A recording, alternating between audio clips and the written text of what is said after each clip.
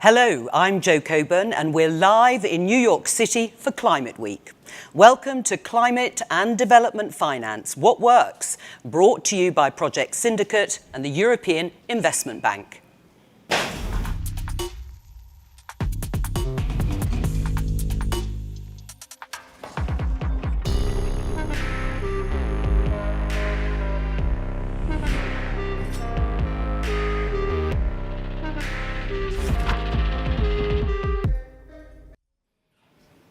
The theme of this year's Climate Week is we can, we will, and who are we at Project Syndicate to dampen the mood?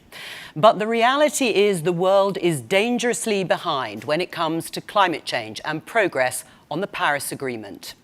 What's more, people will also be putting on a brave face when it comes to the Sustainable Development Goals in another part of New York this week, at the United Nations General Assembly, where there will be a difficult reality check on their progress.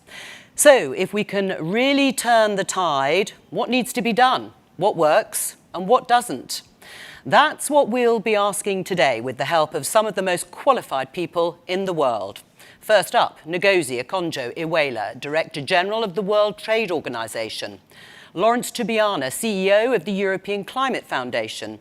Achim Steiner, Administrator of the United Nations Development Programme, and Mark Malloch-Brown, former Deputy United Nations Secretary-General and President of the Open Society Foundations.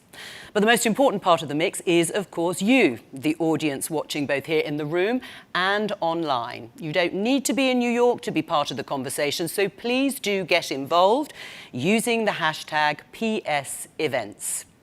I'm delighted to introduce our first speaker of the day for our keynote address. Please give a warm welcome to Thomas Ostros, Vice President of the European Investment Bank.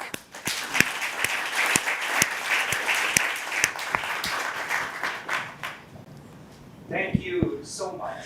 Ladies and gentlemen, a very warm welcome to those of you joining us here today in New York and those of you that are joining us online. I must say that the title of today's event really appeals to me. What works? It reflects the essence of why we are here this week, to find solutions together to the challenge that we face. We don't need to convince each other that climate change is an emergency, nor that it is key for development globally. What we do need to do is to create a new momentum around the business case for global climate action. Economists like Vera Songwe, Nicholas Stern and Amar Bhattacharya estimate that the developing world needs at least $350 billion more in annual low-cost finance to bolster climate resilience and to protect health systems against pandemic events. We will only bridge this gap by turning the need into an investment case. I believe climate action is the great growth accelerator for developing countries in the years to come, and the great source of resilience for the most vulnerable countries if we do things right. Decarbonization is not deindustrialization, rather the opposite. Decarbonization means innovation, technology, growth, development, stability and prosperity for future generations. We need to scale up the models that works today and use more ingenuity to come up with new solutions that can be scaled up quickly. Public finance and multilateral development banks have a central role to play in taking the risks that the private sector is not willing to take, and in going into sectors where the economic profitability is yet unclear, bringing to the market what we call patient capital. The Bridgetown Initiative, championed by Barbados Prime Minister Mia Mottley and the UN Secretary General António Guterres, pushes us to urgently reform the international financial architecture to address the development needs of the global south. International financial institutions, MDBs like the European Investment Bank, must play their part. Our role is to leverage every cent our shareholders give us by crowding in private investments for projects that cut emission, improving countries' resilience, not just to climate change, but also to other crises like pandemics. Let me stress that we have to go well beyond the low-hanging fruits. We must provide robust support for innovative and truly transformative technologies to decarbonize, for example, hard-to-abate industries such as steel and concrete. Here we really need cutting-edge solutions. We can and must confront the challenges ahead head-on and win the fight against climate change, not through the fear that can paralyze us, but through the opportunities that make our hearts beat. I know how much work can be needed to get a climate project off the ground, especially in adaptation, to make it both bankable and to make it achieve its intended impact. Listening carefully to our partners will help to meet the legitimate demand of developing countries for tools that square the circle. Between the resources available and the lack of technical capacity to put projects into motion, between the massive investment needs and debt sustainability, and between investments and high vulnerability to disasters. To respond to these challenges, at the EIB, we have recently agreed to extend the tenure of our sovereign loans to up to 30 years, with a grace period of up to 10 years. We have increased our global presence to better listen and share our technical expertise, and to bring to life ideas such as debt for nature swaps and debt for climate swaps, and including climate resilient clauses in our investment agreements. In Europe, I think we are waking up, but we are still too slow. We need a very strong coffee. Our collective awakening was rather traumatic on 24th of February 2022 with the Russian aggression in Ukraine. Our reliance on Russian gas was also to the detriment of market incentive for shift towards renewables. It provided a bitter lesson that investing in fossil fuels is just a plain bad idea, also from a financial perspective. In 2019, at the EIB, we already decided to phase out investments in all unabated fossil fuel energy projects, including natural gas. And in 2020, we committed to dedicating at least half of all our funding to climate action and environmental sustainability by 2025, supporting 1 trillion euros of green investment by 2030. We are well on track, not just in terms of the financial volumes, but also in the impact and focus of our projects, technology-driven, supporting the green transition. We want to establish and nurture more eye-level partnerships worldwide, based on innovative climate action, on a strong commitment to adaptation, and on building investment bridges with the world. The case for climate action is stronger than ever. With these words, I wish you a successful morning and thank you for your attention. Thanks. Thank you very much to Thomas Ostros, Vice President of the European Investment Bank. Now, to fixing finance, our first session today. Taking action, as you've heard, requires money, but where is it going to come from? There are increasing calls from the very highest levels, including the Secretary General of the United Nations, to fundamentally reform the global financial architecture. But if there is reform, what should it look like? Again, that phrase, what works and what doesn't?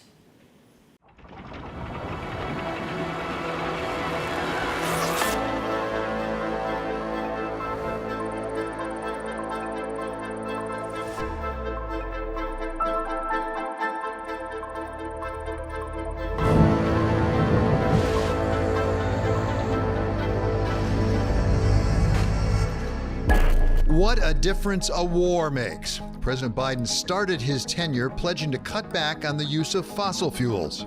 Did one war in Ukraine undo all those best-laid plans?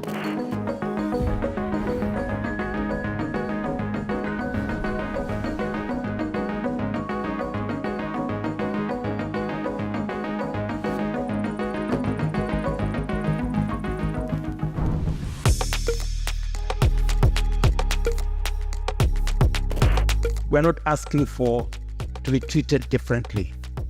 We want a fair financial system.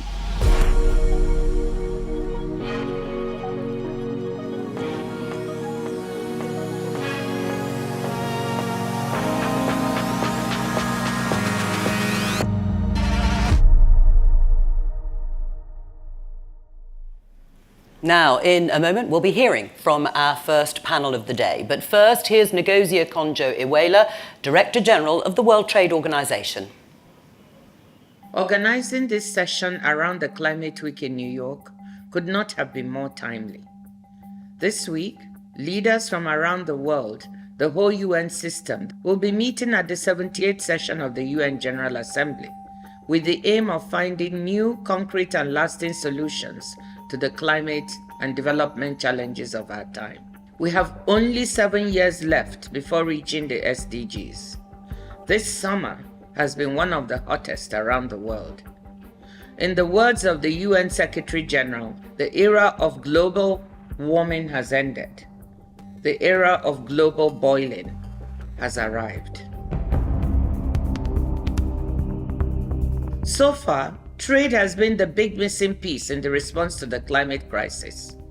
Trade can drive down the cost of new technologies, allow the scaling up of their production, and facilitate dissemination across the world. An open, rules-based multilateral trading system is a necessary foundation for responding to today's global challenges. Trade policy reforms can directly help alleviate the fiscal burden of climate and development finance. Governments currently spend more than $600 billion per year on trade distorting and often environmentally damaging agricultural support. Reforming agricultural trade rules at the WTO would help repurpose some of these resources towards climate mitigation and adaptation. Reform and repurposing is exactly what we did with the recent fisheries subsidies agreement, which will contribute to freeing up around $22 billion in annual public spending on harmful fisheries subsidies. These can be redirected to help improve the sustainability of our fisheries and oceans.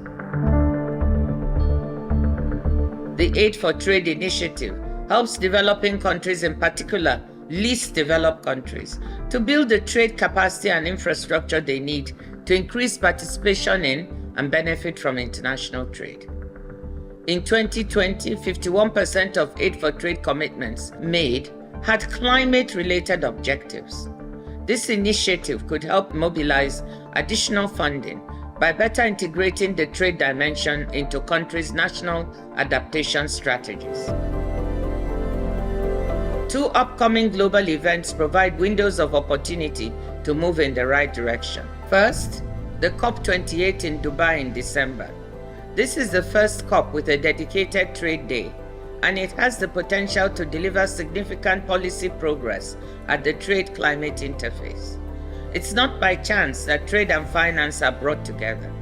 We need both to build efficient and resilient global supply chains by way of investments into early warning systems and climate-resilient infrastructure. And second, the WTO ministerial meeting in Abu Dhabi in February 2024. Trade ministers will need to deliver real progress on all the fronts. We must start by ensuring that our new fisheries subsidies agreement enters into force. We must advance an agenda that recognizes the core objective of sustainable development embedded in the WTO's founding documents. The WTO stands ready to join forces with all of you. Let's work together to build this new financial and trade architecture and reinvigorate the trading system to deliver for a greener planet for people. Now, it's my absolute pleasure to introduce our first panel. The former president of Colombia, Iván Duque Márquez, Bajolo Kenawendo, Special Advisor and Africa Director for the UN High-Level Climate Champions, Bertrand Badre, former Managing Director of the World Bank and CEO and founder of Blue, Like an Orange, Sustainable Capital. And we should be joined down the line by Nancy Sage, Chief Climate Change Expert at the EIB. Welcome to all of you. Before we get going, just one quick reminder for the audience watching, especially those in New York, for Climate Week. You're going to be part of this too. So let us know what you have to say by hopping on the hashtag #PSEvents. This session is called Fixing Finance. I just want a brief thought from all of you, starting with you, Bertrand, about what isn't working at the moment. Well, I think a lot is not working. Okay. I think we agreed in 2015 to a fantastic and ambitious agenda, and we promoted the idea that it would be a transition. And transition is like a benign word. You say you will have to decrease your CO2 emission by 1 to 2% per annum, and you will have to reallocate your money by 1 or 2% per annum. So it looks okay, and nobody can oppose 1 or 2% move per annum. It's just like crossing the beach from point A to point B, and at the end you say after 30 years, oh, I crossed the beach, it's okay, I didn't even feel it. And here we are 8 years later, not only we have not been able to do this minus 1, 2%, but we realized with COVID that it's a big deal. Now the hurdle is higher, and we understand it's a transformation. And the big issue is that now we have to convince people that it's serious, and it's a transformation of production, consumption, finance, and that's for me the challenge. That's why people are irritated on all sides. The NGOs say you don't do enough, and a lot of people say you already do too much, and you're stuck between these two forces. Events always happen. It's unpredictable. You can never tell. Bertrand said it should have been easy to do, just those few steps, and it wasn't. Do you agree that that's not what's working at the moment, or is there something else? I agree, but I think there's a lot more. The global financial infrastructure is not working in itself. It's unfit for purpose. It hasn't readjusted to the crisis that we're dealing with at the moment, and crisis that we know we will be dealing with in the future. And then the current green financial infrastructure that is growing quite exponentially is also marred with a lot of trust deficit. Over 75% of those pledges and commitments that were made with the Paris Agreement have not been met. And we're not seeing enough financial flows to EMDE markets. Right. I mean, Nancy, why do you think that is, picking up on what Bachola's just said? So I wanted to build on what Bertrand said. Indeed, it seems that we think we've got more time than we have. So I think that one of the things that's actually causing a problem. I mean, there are very many efforts around the world to have better definitions of green and climate finance. And I think this kind of transparency and robustness can only help.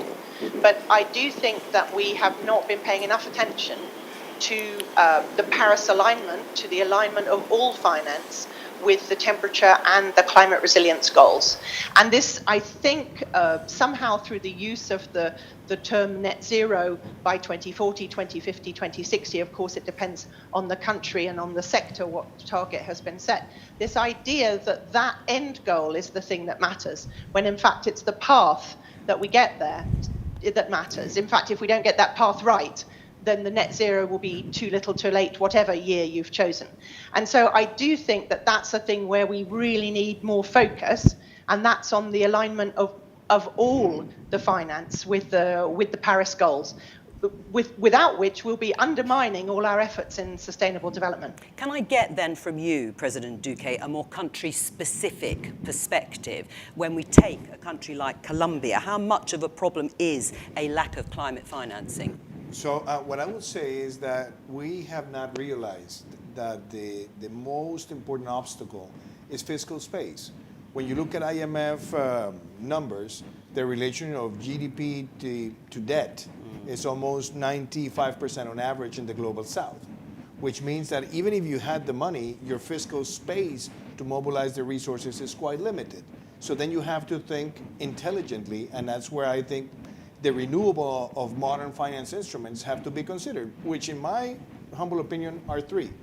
One, the debt swaps need to happen, not only exchanging what you're doing on climate action, but the resources you're liberating of the future payments of debt have to be devoted to climate investment.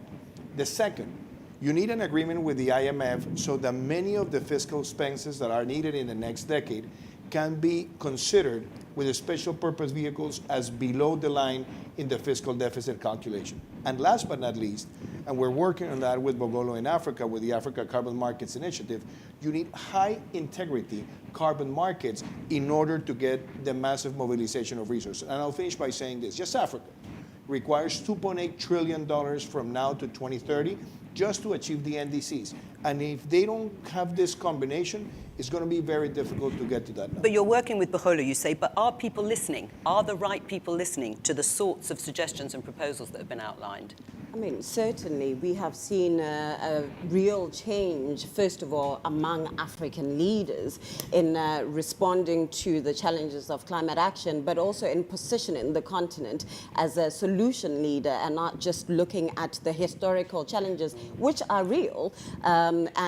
Coming out of the Africa Climate Summit, we saw a more positioning of we have solutions, we need the world to come to the table to help us work out these solutions. And we still go back to the real ambitions. We have this common future, 1.5 degree future. It's a big ambition, but it should be backed up by real ambitious finance, and not just for mitigation purposes, but for adaptation and resilience. Bertrand, are you looking sceptical in terms of ambition versus action? No, well, yes, but my point is the following. In 2015, I coined a word which has become, unfortunately or fortunately, famous. I said we need to move from billions to trillions. So to illustrate the change of scale. The issue is that it's still valid today. We have a little bit more billions, as you've seen on the graph, but we need more trillions. At a moment where precisely there is less, as Ivan just said, less public money available unless we are innovative, and at the moment where private money is distracted. So we need more at a moment where we have less, and we didn't do anything while the interest rates were low and when we had the capacity to do. So that's where we are hitting the wall. Right, well, you brought up the issue that we are no longer in a so-called benign economic backdrop. Well, let me just show you, Bertrand, this quote. It's from a US Senator, Sheldon Whitehouse. It's in the current edition of Project Syndicate's premium subscriber magazine. And it's where he says the warning signs of another 2008 scale financial crisis are already flashing red across multiple economic sectors. First of all, do you agree? It's always difficult. I mean, you have always people who say ahead of a crisis that there will be a crisis, and then they look very smart. So I can say that, and I might look smart, and if it's not happening, people will forget that I was stupid today. But my point, yes, the financial system has been to a certain extent patched up. We have increased capital requirements, etc., but we have not changed the heart of the system. So it's still working very much without taking into account the externalities, without taking into account what we are discussing today. So what we've done between 2008 and now is not really a change of the system. It's really a little bit of band-aid on the system. And so we are still fragile, as we've seen earlier this year with SVB or Credit Suisse or others. Right. Well, President Duque, isn't that going to make things even more difficult to then achieve the sorts of goals you're setting out if we see slowing growth in China? I can tell you from the experience of Colombia, there are 4 good lessons. I'd say 1, we were able to launch the green taxonomy. That was a good way to present the markets all the set of policies that we were working on. The second thing that was very important was to be one of the first Latin American governments issuing green bonds based on the taxonomy and getting greeniums of 7% and a discount that were very interesting. Getting the first global blue bond with Conservation International to be brought to the market. And last but not least was how to work with the local governments, because that's another issue that we have never talked. And is that local governments need to have more resources for climate action. And every single time they look for a loan from a multilateral, they require a guarantee. And what happens with the central governments is the guarantees are considered as if they were loans itself, so it gets limited. I think one of the most creative things that can be undertaken is to have a global guarantee fund for subnationals for climate action investment. Nancy, do you agree with that? Well, I certainly think that cities are absolutely key. Whatever country you're looking at, you have in developing countries an ever-increasing urban population, and the majority of greenhouse gas emissions are coming from cities. Obviously, there are issues around climate-resilient agriculture and emissions from agriculture, but the emissions from cities and the solutions that we have for cities are absolutely huge, and we really have no time to waste there. So indeed, I think there's lots of things that are needed. One is obviously to provide them with a better way of accessing money, and one idea has just been laid out. But another thing is to actually help cities with their plans, with their climate plans. And for example, at the EIB, we work together with the World Bank on something called the GAP Fund. And it was set up because there is a gap, and you need to fill it, which is to help cities make plans, and that covers decarbonisation, but also adaptation and resilience plans, so that you can have a range of investable projects that investors can then perhaps invest in, or which can be financed using a guarantee, perhaps as was just mentioned. Right. Do you think the EIB is being bold enough, Bertrand? No. No. Why not? No, I think that it's not just the EIB. I think the whole multilateral system is central and, to be honest, not up to the expectations. And we all know, I mean, there have been dozens of reports written about this because it's pretty slow. It's still pretty constrained politically. It's still, I mean, there are a lot of issues which make it a very difficult animal to move. And I think we need not only to grow the scale of the efforts, but for me, the culture of this organization. They need to embrace working with the private sector, not to do just pay lip service, etc. So I think it's a broad revolution that we need in the system. We have the tools, but we need to radically transform the way public and private sector interact. Because this climate issue is not a private problem, it's not a public problem, it's a joint problem. And if we're incapable of truly joining forces and trusting each other, we not go anywhere. We're going to come on to the detail of some of what you said in just a moment, but I want to ask you, Bukola, whether a development at the G20 recently has moved the dial in terms of engagement with the African Union. Let me just show you footage from the G20 in India. The African Union were invited in as permanent G20 members on a par with the European Union. You can see Narendra Modi there. Do you think that this is a significant shift? Is it actually going to be significant in terms of strengthening both the G20 and the African Union?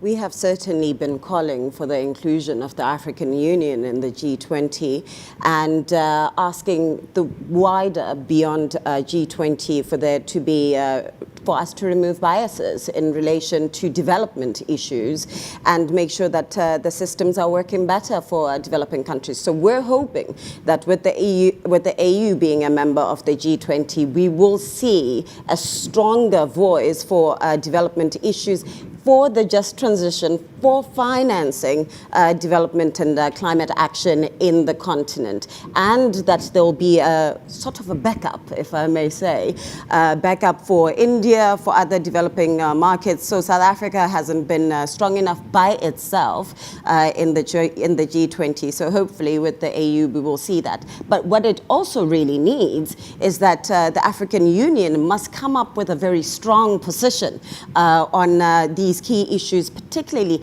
around unlocking climate finance and driving it beyond the 11% that we've seen going to Africa in the last decade, which has been only, I think, $30 billion of a total of over $980 billion flow of climate finance. That's very insignificant, right, looking at the contribution of Africa to the greater climate action narrative. What would you suggest should be their first sort of case, their argument put forward now they are part of the G20? Well, first, let's work on SDR rechanneling. That is right at the top of it. We've been positioning the AFDB, AFC, AfrExim as very credible and strong African institutions that should be used for SDR rechanneling. And secondly, that we need to see the implementation and operationalization of the Loss and Damage Fund, and that we need to see a lot more concerted efforts towards energy access in the continent. There are so many others. One, nature, we tend to forget about. And I think that is a conversation that the AU should bring, given that we still have over 75% of our biodiversity still intact and offering that towards the climate solution. President Duque, we're going to hear all sorts of suggestions across the city this week because it's Climate Week and also the United Nations General Assembly, and there'll be more, no doubt, innovative ideas to improve the flow of money. You've made some suggestions that have been carried out in Colombia, but what is stopping them? What is the obstacle to stopping so many projects becoming a reality? Well, I think that we have, and I think in fact it's needed, we have concentrated too much on carbon neutrality as an objective, obviously, but I think we also have to put the context of nature positive in the conversation. And the reason why I mention this is when you look at the African continent, and you look at the first equations of the amount of greenhouse gases, you will say Africa only represents 4% of emissions. What happens that when you add the negative use of land, you get to 10%, which is almost the level of emissions that Europe has. And Africa requires to spend 2.8 trillion in the next 8 years. So how would you accelerate that? And I think the discussion of high integrity carbon markets is crucial just because there's one simple thing. Every time we go to COPs, we see a lot of pledges on the same money that was pledged last year and the year before and the year before. Yeah. And the only way to massively mobilize capital today is to walk through this instrument. Now the question is, what is missing? I think more than the demand, because you have buyers in the markets, is the supply, which is the high quality projects that have high integrity, scrutinizable, good accounting, and that's where I think most of the development institutions' effort have to work to create those conditions, especially in the global south. Not only Africa, Latin America as well, but it's the only way that we're going to trigger that massive mobilization of capital. Well, Nancy, you were nodding while President Duque was talking there. I want to now refer, because I think it's a good time to bring up these two figures, which show what Bertrand was talking about, the climate finance growth rate between the private investment, private sector and public investment. You can see the big difference there between 4.8% for private investment, 9.1% for public investment. Obviously, a big gap between them. Is there any risk in your mind, Nancy, about the private sector contribution moving backwards? Well, I suppose there is, but I think the other thing we have to be careful about when we look at such a graph is that that's a global figure. So already we can see we want more private investment, but if you look underneath that global figure, you will find that nearly all of that private investment is actually going to climate action in developed countries. Much, much less of it is going to low and middle income countries. And in that situation, very little indeed to least developed countries. The other thing that you need to dig into a bit is what's the mitigation and adaptation split? And again, although of course we do want to mobilize more private finance for adaptation, and in fact, there are some very interesting, innovative funds. We've funded a few of them. One is Craft, for example. But you do need to look at the fact that quite a lot of adaptation needs to be financed in a different way. So I would say there may be some concerns. And of course, the green taxonomy from Colombia was mentioned. Taxonomies and robust reporting, including on greenhouse gas, is a good way of making sure that investors are confident. But I would also say that we have to look deeper into the numbers and really analyse where the gaps are and what type of funding is appropriate for what type of action. Obviously, we want more private finance wherever we can, but there will be some things that need public investment. But what's concerning is the amount, as Nancy said, that is being spent of that private investment on developing countries or the global south as opposed to developed countries. Yeah, for me, it's a central question. There is enough money in the north, actually, then you can discuss whether it goes fast enough and at the right place. The big issue, I was stunned, I was participating to the summit that President Macron convened in June in Paris. Oh, yeah. And one of the figures I spread, which I was kind of aware but did not really dig into that, is that if you consider the European assets under management, you have only 4% that goes to emerging market, broadly speaking. So can you imagine the sub-part that goes to climate and the sub-part that goes to the countries we are discussing? In the US, it's even worse. It's closer to 2%. So, and it's diminishing. That's the problem. And there are reasons why it's diminishing and why you have pressure. First, interest rates are rising. And so if you're a pension fund in the US or mutual insurance in France, you buy treasuries. Yeah. It's easier than to invest in a solar farm in Morocco or in Colombia. Second, you have the IRA and the Green Deal. So if you're, again, an institutional investor in Europe or America, you put your money where the risk and the money is what you know. And third, which is for me the most worrying part, I believe this is a price we pay after several years. There is a shrinking of the horizon of people.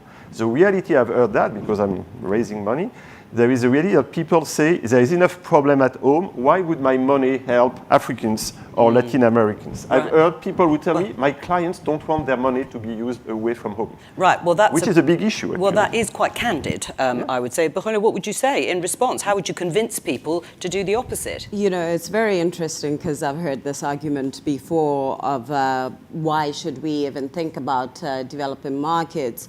And yet we are saying to developing markets that have not been a part of this problem, that haven't contributed to raise ambition and be part of the solution. So if you don't think that your capital should flow to developing markets, then there shouldn't be an expectation for developing markets to come to the table for climate action. But that is not solving the problem. Then we're just pointing fingers. So I think at first what we need to see is a strong commitment from DFIs, MDBs to originate, to distribute, to crowd in the private sector, work on models that will allow for the private sector to want to engage in EMD models, markets. And then there's this perceived risk. You know, there's real risk, but there's also a perception of risk that I think we have to deal with when it comes to investing in Africa and other developing markets. And so we need to use, I think there's an opportunity to use some AU institutions in Africa, like Afrexim, AFDB, and others that have really financed projects in the continent to show that the risk is not that much. And for us to really work on a risk-sharing data platform to comfort some of the investors. I mean, might it be different now? Are we seeing the beginnings, President Duque, of a global realignment, the sort of thing that you're suggesting with Colombia and perhaps other similar countries? People talk about the decline of the West, maybe the emergence of middle economies. Is that global realignment happening? Well, I think we talk about climate and nature on a regular basis, but the fact is the superpowers of biodiversity are in the global south. Right. So if we were to think on the world's superpowers that are going to be crucial for nature positive solutions, they're all in the global south. But the thing is, what's the value of conservation? You have the Amazon basin that is almost the size of Australia or the United States without Alaska. It has 40% of the world's biodiversity, and just the Amazon River discharges in an hour what people consume, 7 billion people consume in a year. So it's an ecosystem that has to be protected, and without that ecosystem, there's going to be no solutions. So the question is, why to invest in the Amazon just from a pure investment perspective? Well, you're going to be investing in a region where the emissions per point of GDP are much lower than many of the global north markets.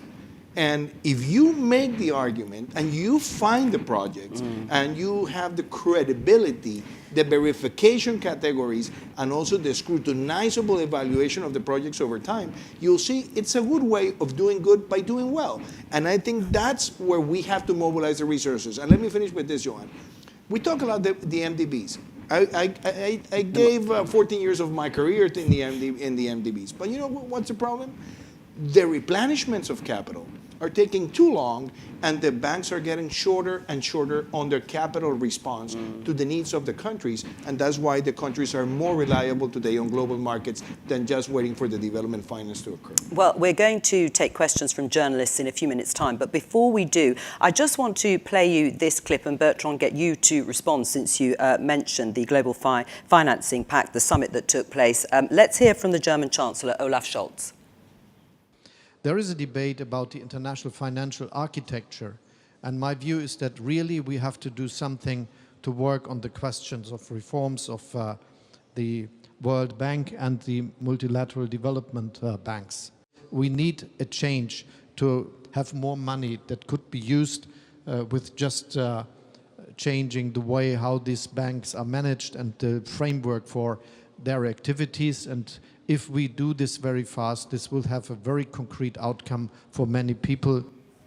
That was Olaf Scholz. What was going on behind the scenes in Paris, Bertrand? Can you give us an insight into the sorts of conversations that were going on? No, but I think Paris, there are many merits to this conference, but the main merit is to have put the questions on the table.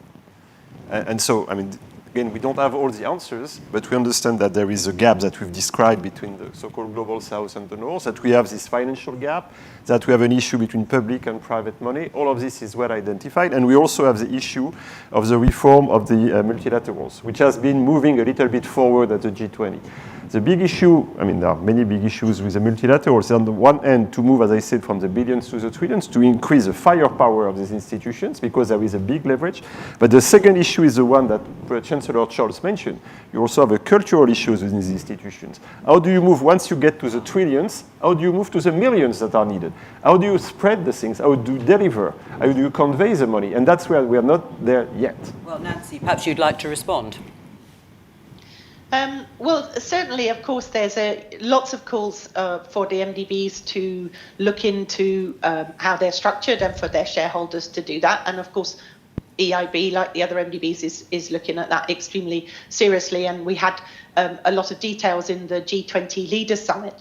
But I would like to say that, as well as that, there's a lot more that the MDBs can do together. And we are trying to step up, particularly better cooperation on how we support countries and other clients in their long-term strategies, not just the NDCs, but sort of longer-term strategies, cooperating not just better amongst ourselves, but also with other entities.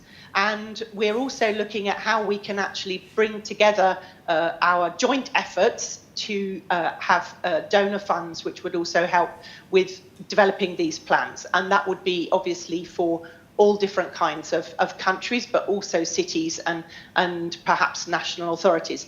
Another thing that we are trying to do a lot more on is just transition. And another thing which I might mention is we've just published in June methodology for Paris alignment of new operations. So although, of course, the restructuring discussion is very important, and we can always do better. In fact, all of us need to do better because there's a long way to go in a short space of time. But just to say, the MDBs are working on quite a lot of things together very closely, the climate teams and the biodiversity teams, to try and deliver more for clients and actually get things accelerated. Well, I suppose the overarching question is how people here and around the world hold yours and other institutions' feet to the fire, but perhaps that's for another day. President Duque, I'm aware you need to go.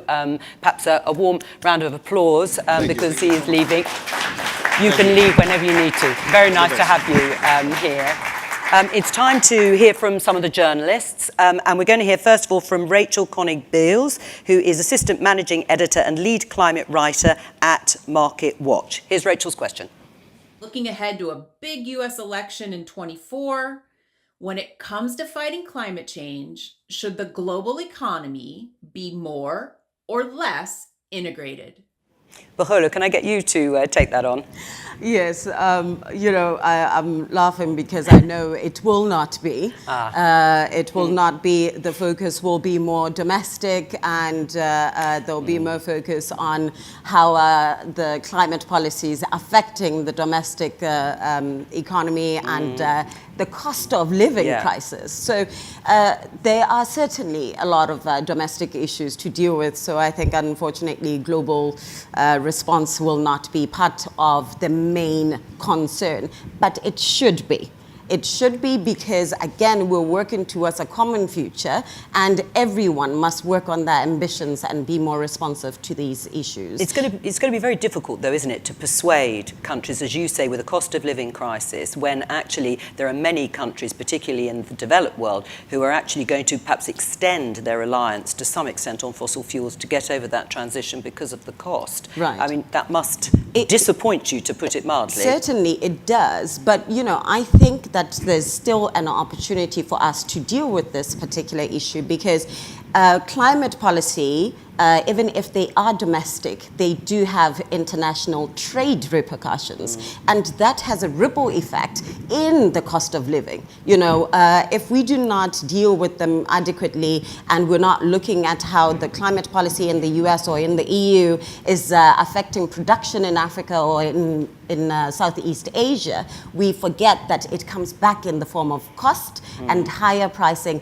and therefore affects cost of living. And I think we should care about about these issues, and they should be part of the national debate in the lead up to the elections. Thank you. Let's take a question here from the audience, from Kasia at the FT. Kasia, your question. Yeah, hi. Thanks so much, guys. So I wanted to pick up on what we were talking about at the very end of the session. So I want to talk about geopolitics. And we're seeing, to a large extent, these kind of parallel tracks that are coming up. I think that was really obvious at both the G20 and the BRICS summit that we had earlier this year, these parallel tracks in terms of financing. And I'm wondering, to what extent do you think these parallel tracks are potentially beneficial for financing, tackling climate change or climate disasters? And to what extent are these parallel tracks potentially worrisome? Bertrand?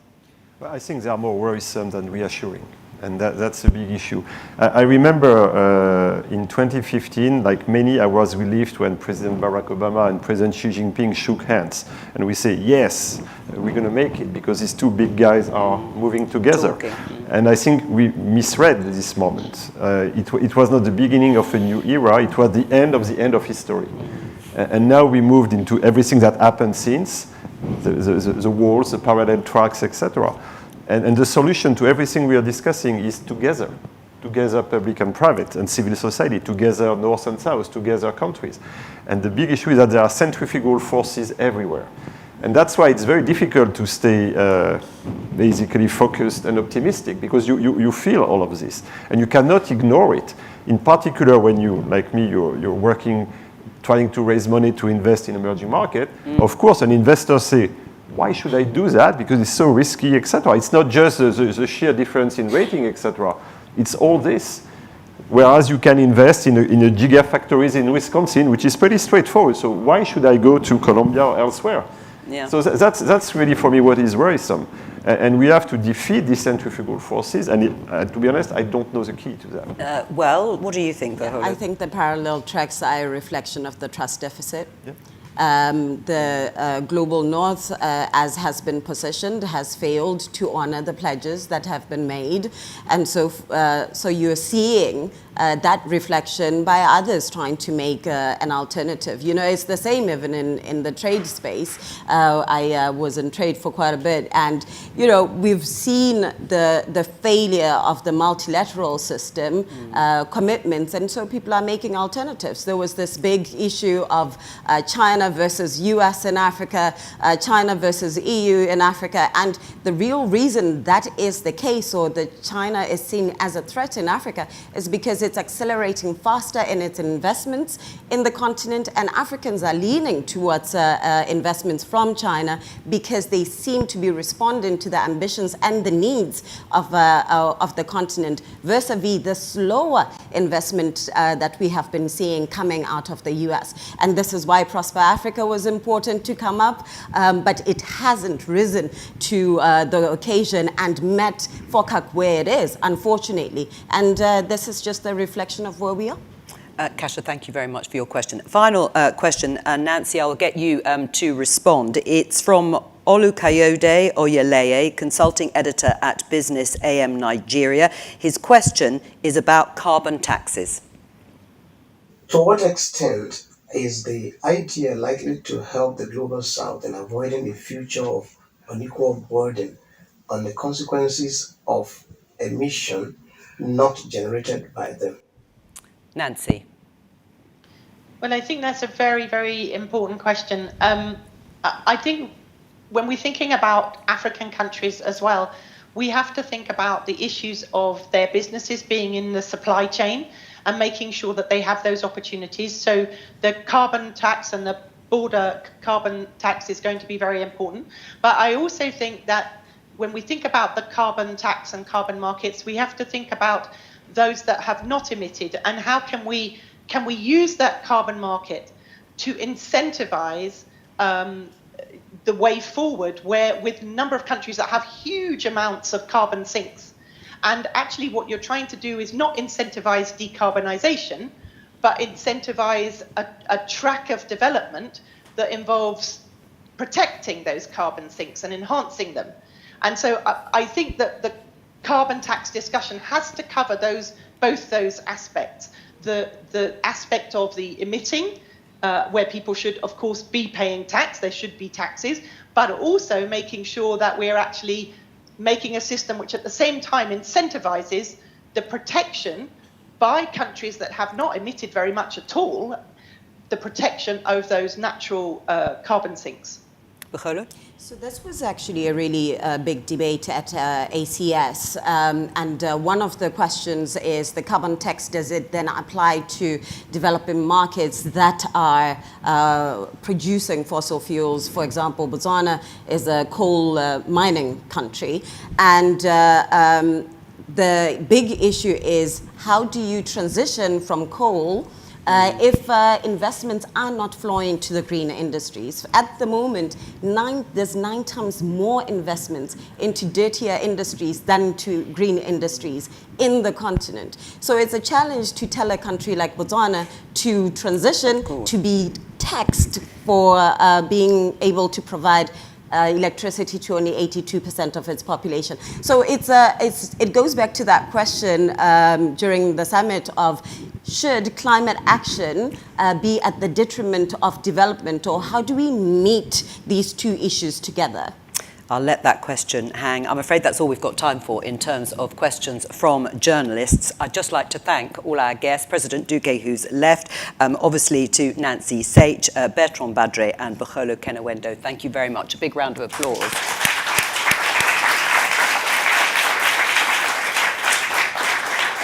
To wrap up this session, we have Laurence Tubiana, CEO of the European Climate Foundation. Please give her a very warm welcome.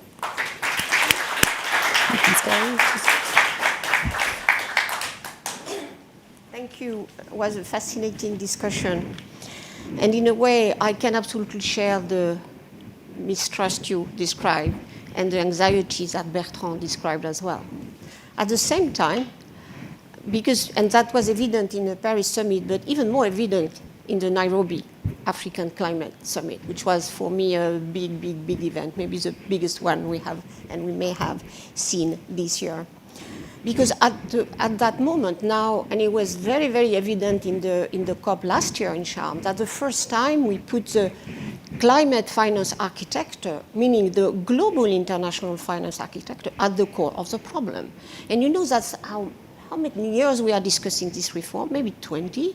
So at least now, it's really a need to do that, even if, again, we are late in providing the 100 billion we promised in 2009, 10 exactly, and we need 2.4 trillion for developing countries between 2023 and 2030. So, and where we are is just an abysmal of difference because we have 51 billion climate finance to low-income countries and middle-income countries altogether. So we are not there.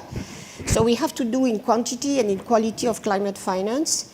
But at the same time, for the first moment, there is a consensus from Ngozi or António Guterres and head of states that says the system doesn't work, which is really, tell me, I'm now 30 years working in climate, and I think that's the first time I hear that. I think we can really recognize that the V20 Accra Marrakesh agenda and the Bridgetown initiative has really, and this is the capital adequacy framework report, all outlines the priority areas to ensure a more fit for climate system, finance architecture. And it's very interesting to see African Union being now part of the G20, hopefully, and then the V20 asking for a seat at IMF. So, you know, the system is shaken and is very, very good. This is happening. So I do think that MDBs and world leaders, especially of course the G7, need to show greater political leadership and accelerate their efforts to implement those recommendations because they are there. More or less everybody agree. We have unlocked the SDR issue, you referred, Madam, earlier on, which is a very, again, important resource potential. But of course now the owners, the capital owners, the lenders of the World Bank and others has to really be behind this reform. The World Bank has already embarked on the SCAF journey through the evolution roadmap, but it must go much further, notably through reducing more its equity to loan ratio. And you know, this obsession of the AAA, come on, I was some years ago the president of the board of the French Agency of Development, which the loan-to-equity ratio is 17%, so just very different from the World Bank seems safe. And why is this AAA still? It's because there is a French state which is backing that. So what do we hope for? It's just like all the lenders of the World Bank say, you can go there because that you need, because the number between public finance and private finance are abysmal. It's just impossible when you see what we needed. So I think it must be followed by all MDBs. New G20 CAF implementation is really welcome. So, but on the other side, we see that the MDBs cannot achieve everything. We need the collaboration with domestic capital, with public development banks. And their advantage, they are working at local levels, they know what can be done. And in a way, even on the tax discussion we had, I will come back to that in a minute, this tax is for domestic use, and that the transfer of international taxation on, for example, on carbon market or carbon tax has to come back to developing countries. So the benefit of the tax should stay in the countries, and then the developed countries and the global activities has to finance what has happened at the developing country level. I do think that we have to free more financing is good, but I think we have to keep really the pressure on Paris alignment. There is a lot of talk, not so much really efficient alignment. And again, I was happy to hear, of course, EIB again, seeing that it is possible to be Paris aligned and to have a good business model and to lead multilateral development banks who are really lagging behind still. So I think this MDB reform is important. We have new resources needed. The rechanneling of SDRs to MDBs and eventually the public development banks is essential. We need that. And we have to make the African Development Bank proposal work. I do think that international taxation for climate action is necessary because the fiscal space of even the G7 countries will not make it. So and each of the options we have been discussing, and certainly at the African Climate Summit and hopefully beyond that, we see that we can ensure more equity in our financial system. Every country would pay, as President Ruto called, but developing countries would benefit twice from their domestic resource mobilization and the contribution from developed countries. So that's very important that there is some transfer. Initially, I know that it's not popular now for the carbon border adjustment, that the revenue of this tax go back to developing countries to help them transition, but we have to come there. So I think we launch a process. I think it's very good that, again, I was struck by discussion at the African Summit, Africa wanting to be on the supply chain ladder of the green industry. And that's where EU, for example, or US should invest into that transformation of the green industry. Africa, for example, define its own norms in terms of mining, in terms of the way the supply chain has to be localized. And I think that will change really deeply because of the green transition, the capacity of Africa to be on the leading role. And I was really, again, so happy to see that. I must say, it gave me hope. Thank you. Thank you. Laurence, Tubiana.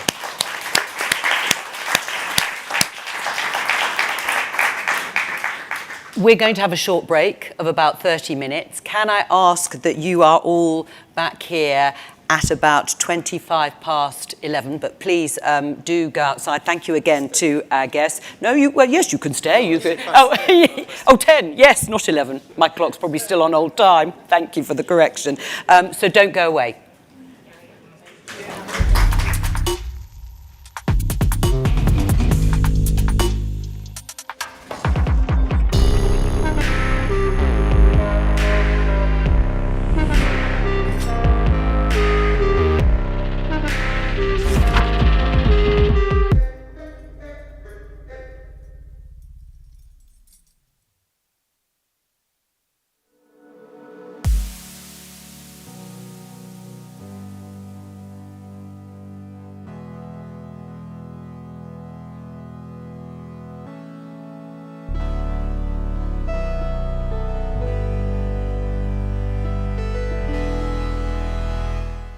They used to be once-in-a-century events, but as climate change worsens, we're seeing them every year. Stronger storms, floods, wildfires, and endless droughts. These events can cause lasting harm. Homes damaged in floods may take years to rebuild. Farmers who lose crop after crop have to find another way of life. Their communities have to find another source of food. How do we deal with the climate-fueled disasters here now? It's not hopeless. We can do more than just react to disasters when they happen. We can protect and strengthen our communities. So what are the solutions? Look around. Nature has been perfecting many of them for millions of years. The roots of healthy forests act as underground shields against landslides, storing water that would erode slopes and threaten lives. Just 1 acre of wetlands can hold 1 million gallons of water, acting like a giant sponge to prevent floods. And on coasts, a healthy coral reef can absorb 97% of a wave's force before it hits shore, making us safer when storms hit. Climate change doesn't affect us all the same way, though. Many of the people hit hardest have the fewest resources to adapt. That's why we have to work together to develop solutions that make our communities more resilient. Whether that's helping farmers prepare for more unpredictable seasons, or protecting coral reefs so they continue to guard our coasts. And when we partner with nature, our lives improve in even more ways. Restoring habitat returns important nutrients to our soils, creates nurseries for fish to grow, and cleans our air and water. And nature isn't just helping us adapt to climate change now, it also keeps carbon out of the atmosphere, helping limit future warming. That's crucial, because when it comes to protecting our communities from climate change, every degree counts, and so does every action, for today and for tomorrow.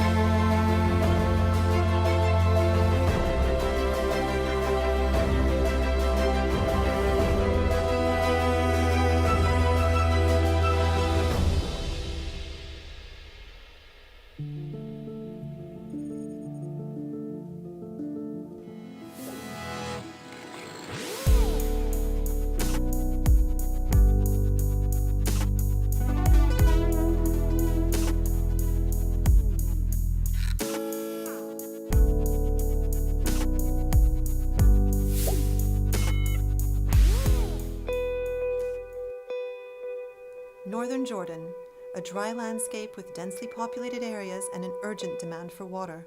الحمام نفس الشيء يعني الواحد بيتحمم بيجي تعبان بيجي ما فيش مي.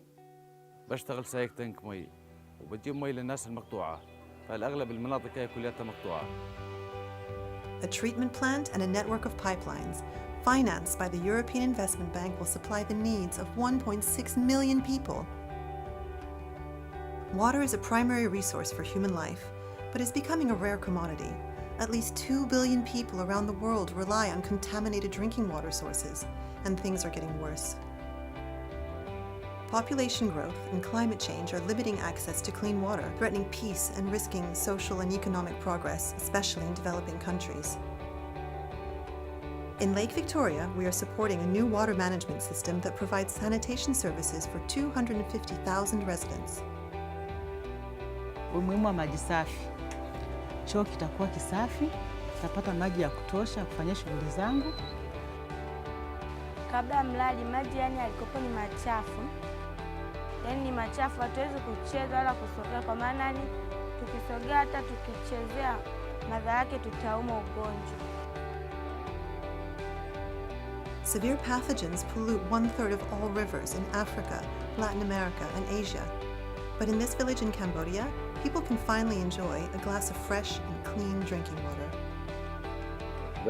Cái lon máu phải tật băng tật ấy về mình mê ruột. With 79 billion euros, the European Investment Bank supports projects that help people access safe water, prevent diseases, protect communities from droughts and floods, and preserve the environment.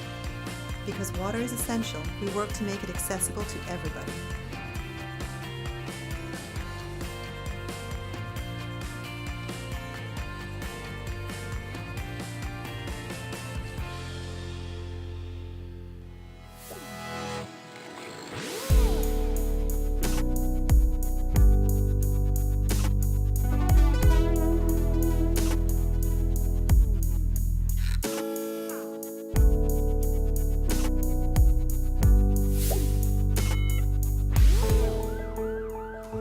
Tous les jours, je me pose toujours la même question. Est-ce que j'ai été utile? Est-ce que j'ai été efficace? Et je ressens un épanouissement quand je réalise que j'ai pu rendre service, que j'ai pu sauver des vies. Najat Hafedi, je suis médecin spécialiste en anesthésie-réanimation depuis une vingtaine d'années et affectée au CHP Moulay Abdallah de Salé depuis une dizaine d'années. Dr Romari Abdelmonem, je suis médecin biologiste. J'ai rejoint l'ancien hôpital Moulay Abdallah de Salé en 2014 et bien sûr on a assisté au déménagement en 2017 vers cette nouvelle structure de l'hôpital. L'hôpital Prince Moulay Abdallah est construit dans le cadre du partenariat avec l'Union européenne par le biais de financement de la BEI. Cet hôpital contient 250 lits, il contient un plateau technique moderne.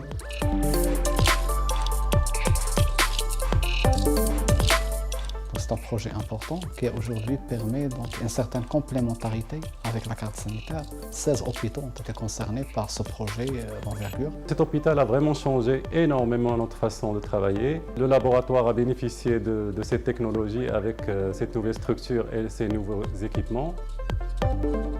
On a une grande activité au niveau de la maternité. Au niveau des urgences, on reçoit beaucoup les polytraumatisés, les accidents de la voie publique. On reçoit des malades chroniques aussi. On voit un peu de tout. On est très content de travailler dans cette structure qui vaut à beaucoup de structures privées. C'est une fierté pour la ville de Salé. Cet hôpital a été choisi comme un centre de référence régional pour prendre en charge les malades de la Covid. Presque 50 000, ils ont bien traité dans les meilleures conditions. On a au niveau des services l'arrivée des fluides un peu partout, ce qui nous permet de mettre un maximum de malades sous oxygène. On a vraiment vécu de moments difficiles. N'empêche qu'on peut voir le côté positif de cette pandémie. Il y avait une solidarité entre nous, entre personnel. Entre tous les Marocains, il y avait de la solidarité. C'est plusieurs sentiments à la fois, mais en même temps, on ressent toujours ce besoin-là de se sentir en famille, d'être avec ses enfants. Le secteur de la santé aujourd'hui au Maroc, il est sous-financé, mais avec le financement et le peu de financement que nous avons, avec également l'appui de nos partenaires, notamment la BEI, on arrive donc à surmonter ce défi. C'est un partenariat fructueux qui a permis d'améliorer le cadre de vie et donner accès aux soins de santé à nos citoyens.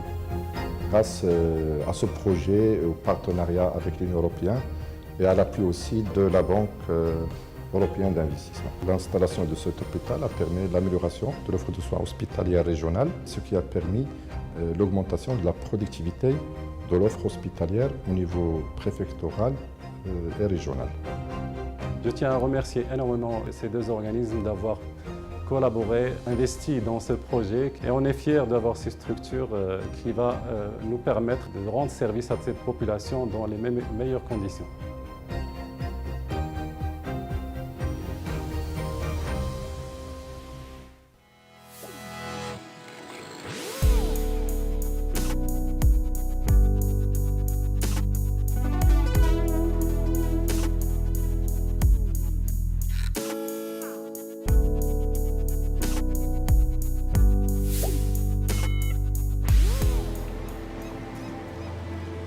We are defined by the environments that we live in.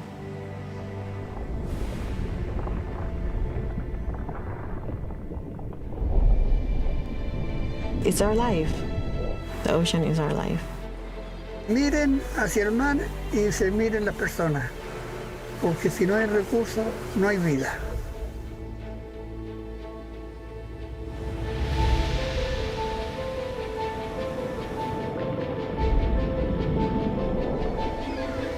The big fish are gone. They have been fished out. As a global community, we need to decide what's the value of the ocean. There's a lot going on to raise awareness of these big oceanic problems. But the real trick is, what can we do about it?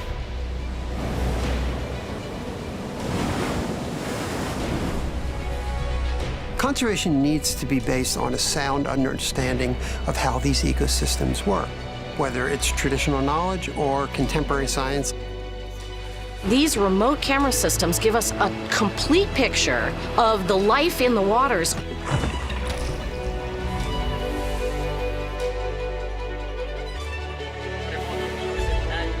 Y si unimos, podemos hacer tal potencia que no la va a poder derribar nadie. I will work to declare Palau's waters closed to commercial fishing. To commit 40% of our exclusive economic zone. Y se constituyen un líder mundial en la conservación marina. We have an obligation as caretakers for the ocean.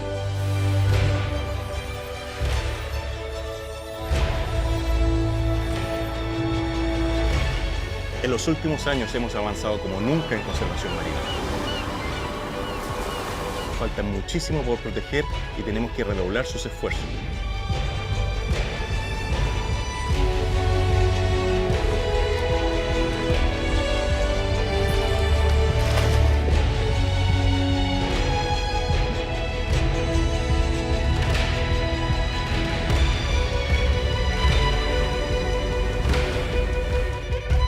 We have to ensure we help preserve our environment. Seeing the planet as it used to be, see the ocean as it should be, and try to bring it back.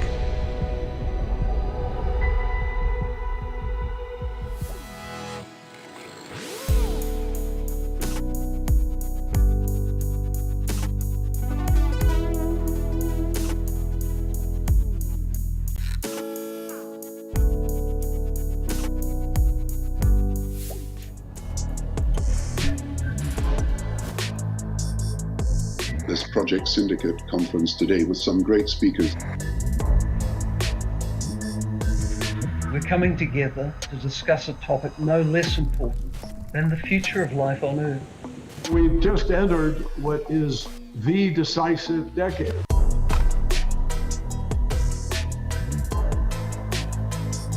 This is about saving the conditions that have allowed the human race to survive.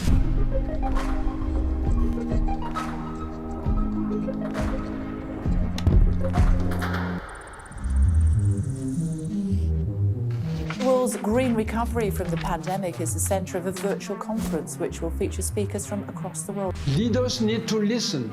The choice is a radical change today or disaster tomorrow. So the question is, are we ready to change?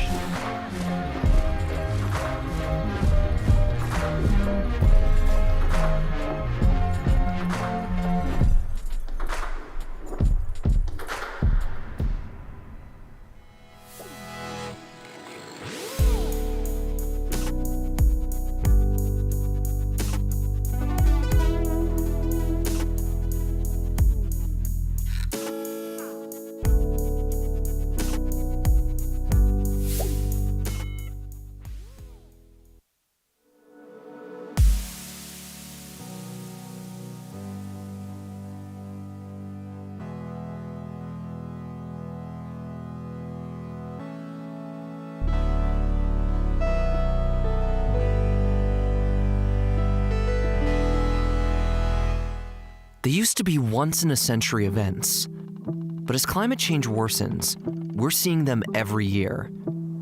Stronger storms, floods, wildfires, and endless droughts. These events can cause lasting harm. Homes damaged in floods may take years to rebuild. Farmers who lose crop after crop have to find another way of life. Their communities have to find another source of food. How do we deal with the climate-fueled disasters here now? It's not hopeless. We can do more than just react to disasters when they happen. We can protect and strengthen our communities. So what are the solutions? Look around. Nature has been perfecting many of them for millions of years. The roots of healthy forests act as underground shields against landslides, storing water that would erode slopes and threaten lives. Just 1 acre of wetlands can hold 1 million gallons of water, acting like a giant sponge to prevent floods. And on coasts, a healthy coral reef can absorb 97% of a wave's force before it hits shore, making us safer when storms hit. Climate change doesn't affect us all the same way, though. Many of the people hit hardest have the fewest resources to adapt. That's why we have to work together to develop solutions that make our communities more resilient. Whether that's helping farmers prepare for more unpredictable seasons, or protecting coral reefs so they continue to guard our coasts. And when we partner with nature, our lives improve in even more ways. Restoring habitat returns important nutrients to our soils, creates nurseries for fish to grow, and cleans our air and water. And nature isn't just helping us adapt to climate change now, it also keeps carbon out of the atmosphere, helping limit future warming. That's crucial, because when it comes to protecting our communities from climate change, every degree counts, and so does every action, for today and for tomorrow.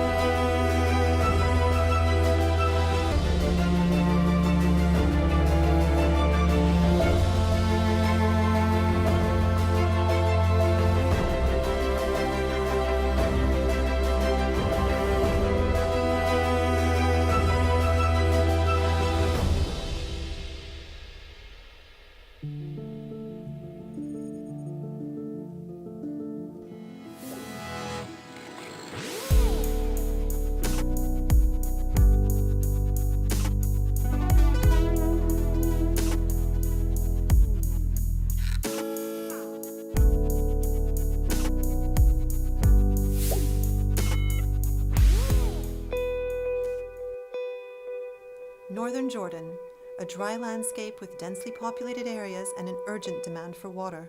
الحمام نفس الشيء يعني الواحد بيتحمم بيجي تعبان بيجي ما فيش مي. بشتغل سايق تنك مي وبجيب مي للناس المقطوعة فالأغلب المناطق هي كلها مقطوعة. A treatment plant and a network of pipelines financed by the European Investment Bank will supply the needs of 1.6 million people. Water is a primary resource for human life, but is becoming a rare commodity. At least 2 billion people around the world rely on contaminated drinking water sources, and things are getting worse. Population growth and climate change are limiting access to clean water, threatening peace and risking social and economic progress, especially in developing countries.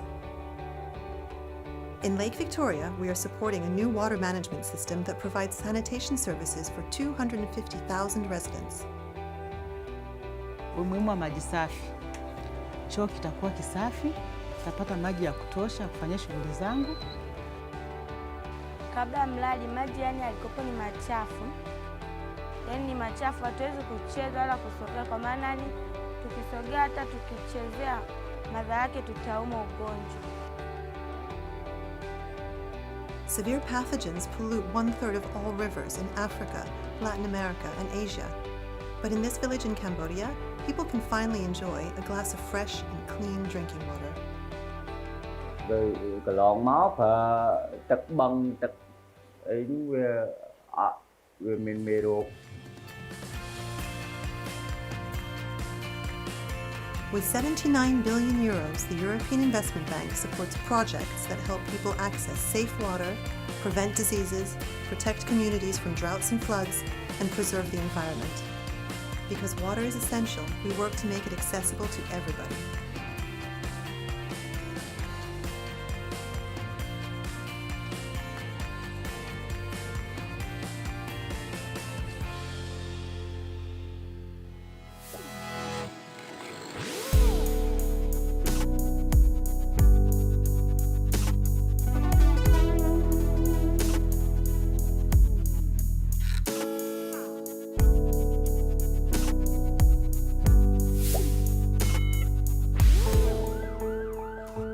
Tous les jours, je me pose toujours la même question. Est-ce que j'ai été utile? Est-ce que j'ai été efficace? Et je ressens un épanouissement quand je réalise que j'ai pu rendre service, que j'ai pu sauver des vies. Je suis médecin spécialiste en anesthésie-réanimation depuis une vingtaine d'années et affectée au CHP Moulay Abdallah de Salé depuis une dizaine d'années. Je suis médecin biologiste. J'ai rejoint l'ancien hôpital Moulay Abdallah de Salé en 2014 et bien sûr on a assisté au déménagement en 2017 vers cette nouvelle structure de l'hôpital. L'hôpital Prince Moulay Abdallah est construit dans le cadre du partenariat avec l'Union européenne par le biais du financement de la BEI. Cet hôpital contient 250 lits, il contient un plateau technique moderne.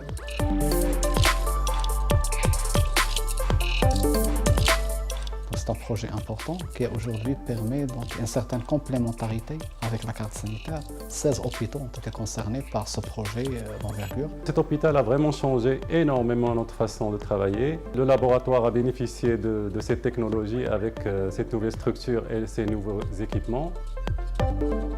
On a une grande activité au niveau de la maternité. Au niveau des urgences, on reçoit beaucoup les polytraumatisés, les accidents de la voie publique. On reçoit des malades chroniques aussi. On voit un peu de tout. On est très content de travailler dans cette structure qui vaut à beaucoup de structures privées. C'est une fierté pour la ville de Salé. Cet hôpital il a été choisi comme un centre de référence régional pour prendre en charge les malades de la Covid. Presque 50 000, ils ont bien traité dans les meilleures conditions. On a au niveau des services l'arrivée des fluides un peu partout, ce qui nous permet de mettre un maximum de malades sous oxygène. On a vraiment vécu de moments difficiles. N'empêche qu'on peut voir le côté positif de cette pandémie. Il y avait une solidarité entre nous, entre personnel. Entre tous les Marocains, il y avait de la solidarité. C'est plusieurs sentiments à la fois, mais en même temps, on ressent toujours ce besoin-là de se sentir en famille, d'être avec ses enfants. Le secteur de la santé aujourd'hui au Maroc, il est sous-financé, Mais avec le financement et le peu de financement que nous avons, avec également l'appui de nos partenaires, notamment la BEI, on arrive donc à surmonter ce défi. C'est un partenariat fructueux qui a permis d'améliorer le cadre de vie et donner accès donc, aux soins de santé à nos citoyens.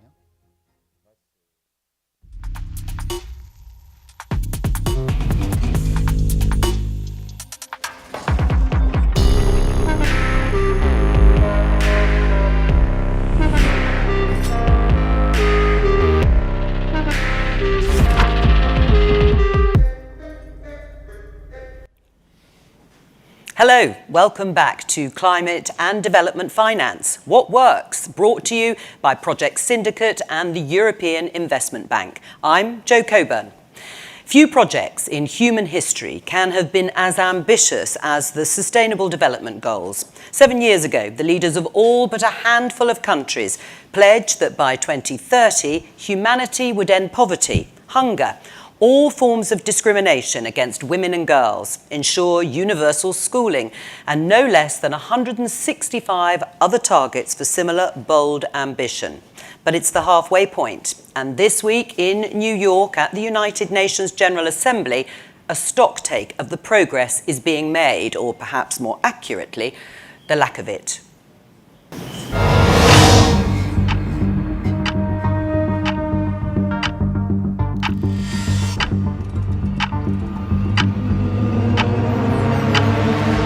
At the current rate, it will take 286 years.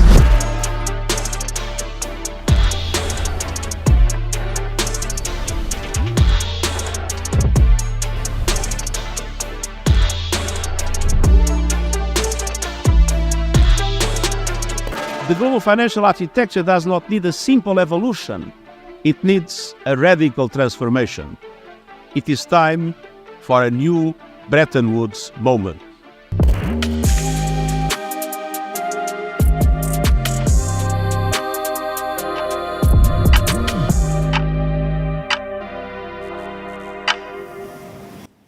Well, don't despair quite yet. Over the next 50 minutes, we'll be hearing why there is still hope and exploring the practical steps that might still get us there. Crucially, we'll be looking at the money, how best to spend the billions available in development funding. Again, what works and what doesn't. So to open this session, who better to hear from than Achim Steiner, Administrator of the United Nations Development Programme. We must now turn up the heat on a new form of development through decarbonization. In many ways, we know what to do. The question is, how can we support the shifts needed on the ground?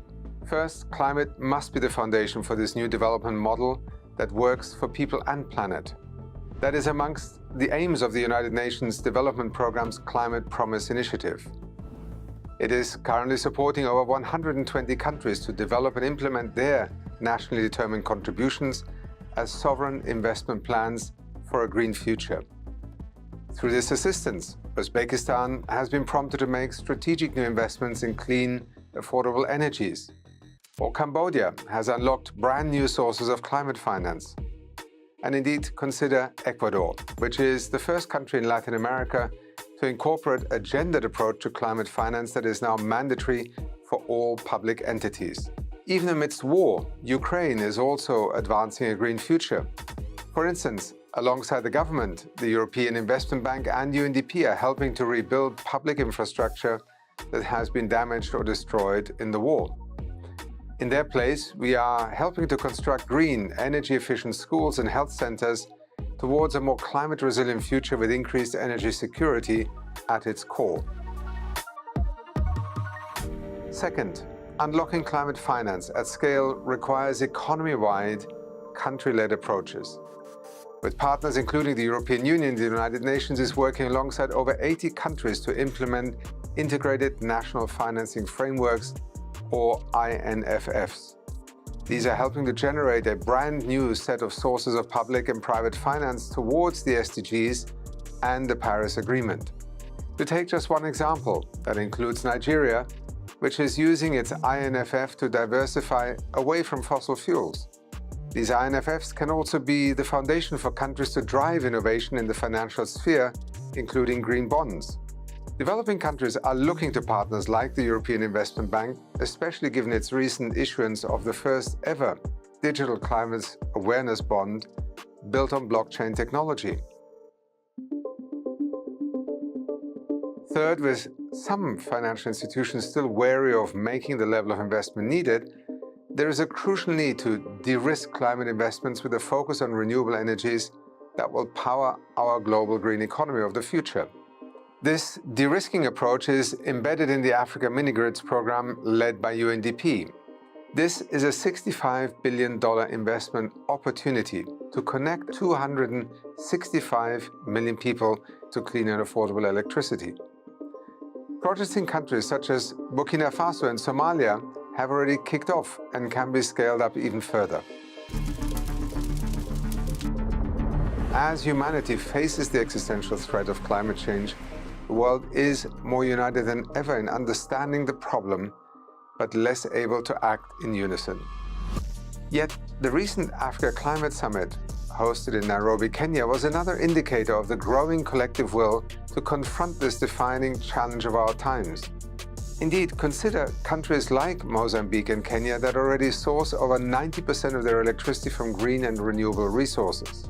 As the 78th United Nations General Assembly convenes in New York, world leaders must cease to assume that some of the world's lowest income countries that are mired in debt and in the midst of a fiscal crisis should now borrow even more. With reform of the international financial architecture of the utmost priority, high-income countries must also extend critical finance, debt relief and adaptation support to drive climate action, decarbonization and clean energies as true co-investments in our collective future. Achim Steiner there, the administrator of the United Nations Development Programme. Now, before we get started with our second panel of the day, a reminder that we want as many perspectives on all of this as possible. That means you, both the audience here, at home and in the room. So please hop on the hashtag PS Events and get your voice heard. Now, to our panel, who I am delighted to be able to introduce. First of all, sitting here next to me, Annie Dasgupta, President and CEO of the World Resources Institute, Catherine Hayhoe, who is the Chief Scientist at the Nature Conservancy, and Vera Songwe, Chair of the Liquidity and Sustainability Facility and Co-Chair of the High-Level Panel on Climate Finance. Joining us remotely, I hope, is Ayla Cravey, Chief Sustainable Finance Advisor at the European Investment Bank. Welcome to all of you. Let's give them a round of applause to encourage them. Can I start by asking for a brief response to a general question, which is the sort of common criticism of the Sustainable Development Goals? Were they, Annie, just too ambitious? Was it always going to be impossible? Were they too ambitious, or you could say were they ambitious, not ambitious enough? It's a political commitment to get to the world to a place that actually we can thrive, our children can thrive, nature can thrive. And I don't think the question is whether it's ambitious enough. The question is, why aren't we getting there fast enough? And I must point to, and you will hear a lot this week, that we're not getting there, this is happening, you saw the numbers there. I just want to comment I would like to make is what we have learned about these commitments is how interconnected they are. I mean, the science of the commitments are made, if you can look at my pin, there were all these silos, 17 silos of things we need to achieve. But what we have learned over the years about how to do them is how interconnected those outcomes are. So you'll hear a lot how climate outcomes and development outcomes or agricultural outcomes, water outcomes, these are not. So what my only thing would be to say how to get there in the next 6 years and 3 months is to focus. But is it damaging, Catherine, if you don't achieve them in the timescale that's been set out? Does that damage then further ambition in terms of achieving the goals, laudable as they sounded at the time? Or do you agree with what Annie said, but perhaps they weren't ambitious enough? Well, what we know is that everything we do matters. And as a climate scientist in the field of climate change, I know that whether or not we reach the 1.5 degrees Celsius target, every bit of warming we avoid makes a difference. Similarly, every step of progress we make to address an SDG, it makes a real difference in people's lives. How do we humans accomplish something without setting a goal? That's the first step, is to set that goal. Do everything we can to meet it. And in doing so, we will be better off. But yes, we need more. Vera, were they the right goals? I think the goals were more than ambitious and the right goals, by the way, because remember that at the time when the goals were set, we had seen countries deliver on the SDGs in a 15-year period. China, for example, 300 million people out of poverty, cleaning the environment. So we knew we could do it if you pulled together these things. But what we needed was leadership. We had leadership at the time to set the goals. The question is, do we have leadership today to realize and succeed on the goals? And if we look at, the space that I work in, which is finance, if you just put together all the subsidies that we are spending in the different industries, turn that around to solve the climate problem, and we will be there and even better. Taking on that leadership question, Ayla, is that the problem? Is that why so many of them have been missed, these goals? So I think, first of all, yes, the goals were ambitious, but not too ambitious, in my opinion. And this is certainly the fact that we have not been performing very well. Is no excuse not to continue trying to achieve them. But first of all, I think we should stop financing and encouraging through subsidies or visible investments in projects which work against them. For example, fossil fuel. Why do we still go for fossil fuel new investments when we are trying to reduce the carbon emission? That makes absolutely zero sense. And also, what I would like to see more with the SDGs, that it's not just a goal; it also puts impact on the map. So it's not just that we want to achieve a sustainable climate. What does it mean? How many carbon emissions must be reduced? That I think is a bit more helpful than having a very sort of broad societal goal, to put it down in terms of numbers, in terms of objective, and focus on the impact of the investments and projects that we are financing. Right. I mean, Annie, do you think that a lot of the climate and development finance is being spent in the wrong way? No, there's not enough development on climate finance. Vera just talked about subsidies, for example. There's $4 trillion of subsidies in the world today. And the gap that all of us have been talking about is much less than that. So it is. I don't think it's been spent the wrong way. I do think that what we have learned is that rather than go for goals, is to focus on the root cause and the systems that need to be changed. For example, take agriculture, for example. The billion people in the world that are has malnutrition right now, and 1/3 of food is wasted. And it actually uses more water and pollutes water system to use agriculture. If you just take that system, that has 50% of world's employment. You change that system together. That's where the leadership is needed. How to do it, not leadership on goals, but how do we actually get it and take a systems approach to it and focus. What I feel what's not happening is we are doing 1,000 things everywhere. With the limited money we have, if we focus on changing things, then we will meet multiple goals at the same time. And that is the leadership we need right now. Catherine? We don't have enough time, we don't have enough money to individually work on and meet each goal. So rather than beginning with the goal and then trying to design individual projects for each goal, begin with something that has win-win-wins. So you just mentioned the fact that we waste food and people are going hungry every day. Food waste produces so much heat-trapping gases, it would be the 4th largest country in the world, food waste emissions alone. So it also is a climate solution at the same time. We need these win-win-win solutions, and there are many of them out there, from the micro scale of greening urban areas to the macro scale of climate finance, like with nature bonds or blue bonds. There are win-wins at every scale, and that's what we need to be investing in. Well, let's just pick an example. I want to show all of you, but Ayla, I would like you to respond to it. I want to show you this graph. It shows a decade of data on climate mitigation finance. And you can see very clearly renewable energy investment is by far and away the most popular. Why is that, and is that a problem? This is a fantastic chart. Just 2 things I want to point out. The reason it's that red part is so large is because we have figured out how to make it a profitable business. Right. That particular. Just want to say one more thing. Yeah. All that red thing is all in rich countries. Very little of that red thing is in the countries we need that finance to go to. 3% of that finance goes to Africa right now. 3%. So I don't think we should get too excited about that graph. But Vera, is it the case that development money goes for easy or profitable wins? It is true. Development money goes for easy. It also goes for profitable. What we need to do is make sure that easy and profitable are also in the emerging countries. And they actually are, except that when you look at, say, for example, right now, we have the inflation crisis in the developed world.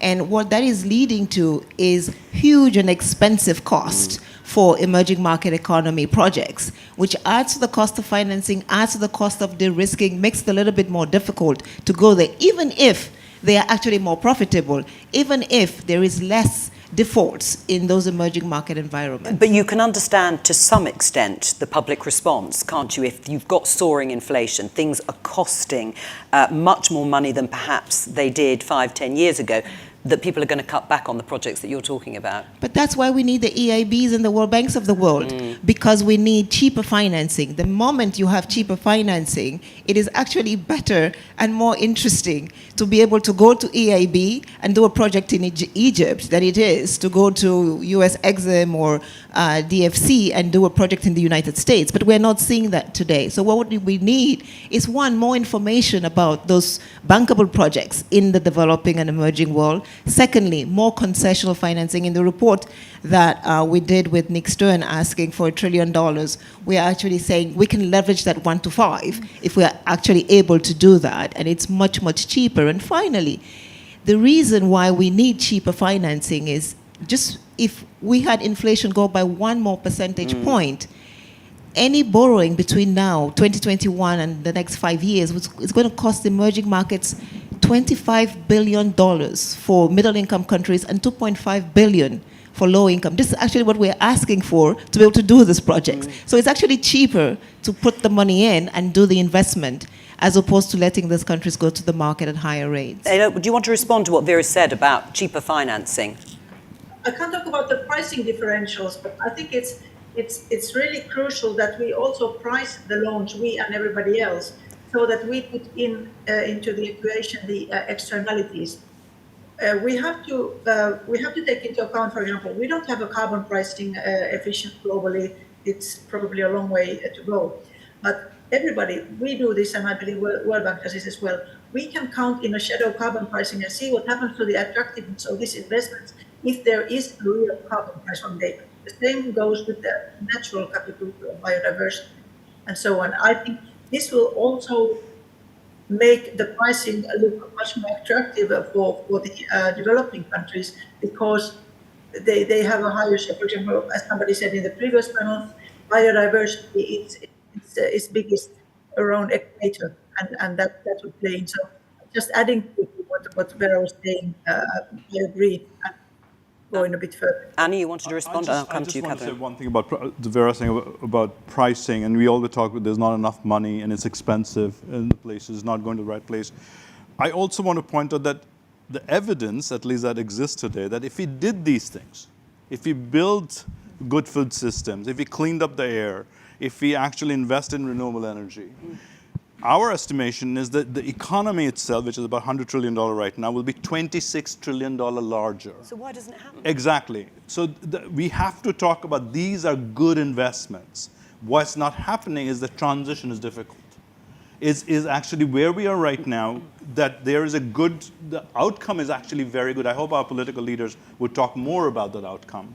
The transition is difficult because the money is sitting in the wrong places, there are risks in different places, and that we are not working together to get the transition right. I mean, that is what Mark is going to talk after us. This is where philanthropic dollars should go to the most riskiest thing. Because that curve that is making those two things profitable, we're not profitable 10 years back. So people made investments on it to make them profitable. Right, so if you could unlock it, is it a political block, purely, Vera, then in that case, that's stopping it? As I started saying, it is leadership to start with, but it is leadership with information, knowledge, and data to be able to track it. And I think if we had that, today we say that the green economy is the economy of the next century. The green and the digital is going to be the economy of the next century. We need to demonstrate that. We're already seeing that with electric vehicles, right? Economies that have moving to electric vehicles are beginning to power themselves. They're beginning to get more jobs. And we are seeing we're sitting in the United States, we saw the Inflation Reduction Act and what it had, the impact it has had on U.S. growth, right? We're reducing inflation. There is the fight to slow down the economy. The economy is actually growing because there's been a huge investment in renewable infrastructure and industry. I think that kind of growth and that story needs to be told so that we can take it to other places. But people need to see it to believe it. Well, are you getting the information out there, Catherine? We're certainly working on it, but as Ani pointed out, change is expensive. It's not only do we have to rearrange what we're doing, but psychologically it requires effort to change. It is a lot easier to just go on with the status quo. And so we have to make that investment, which is not purely financial. It is the time and it is the effort to think about and find different ways to do things, to consider that it could be done differently or there are completely other things that we should be doing. And so when you get over that hump, like he said many times, you will end up in a better place than you started.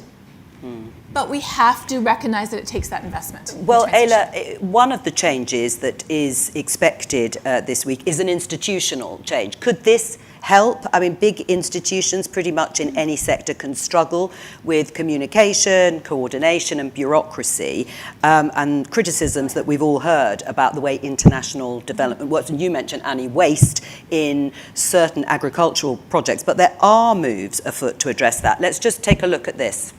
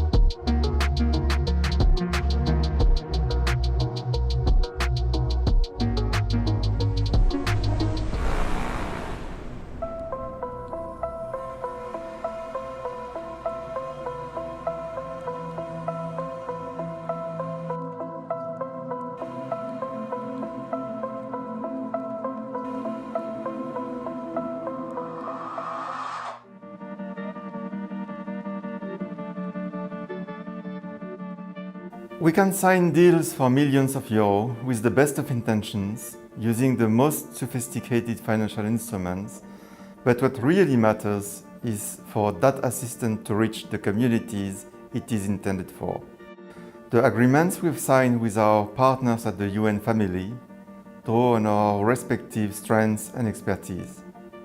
They will help us to get projects off the ground, to deliver our support more quickly and effectively, whether for climate action, clean and efficient energy, or for healthcare. And they will allow us to work in parts of the world that are most in need and where conditions are the most challenging.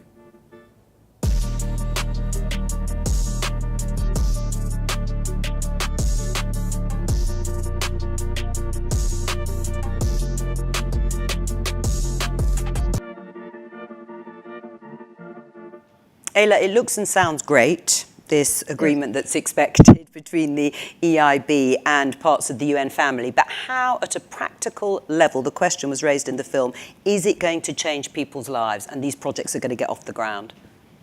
I think it will, because right now what happens with multilaterals is that we all provide technical assistance, capacity building.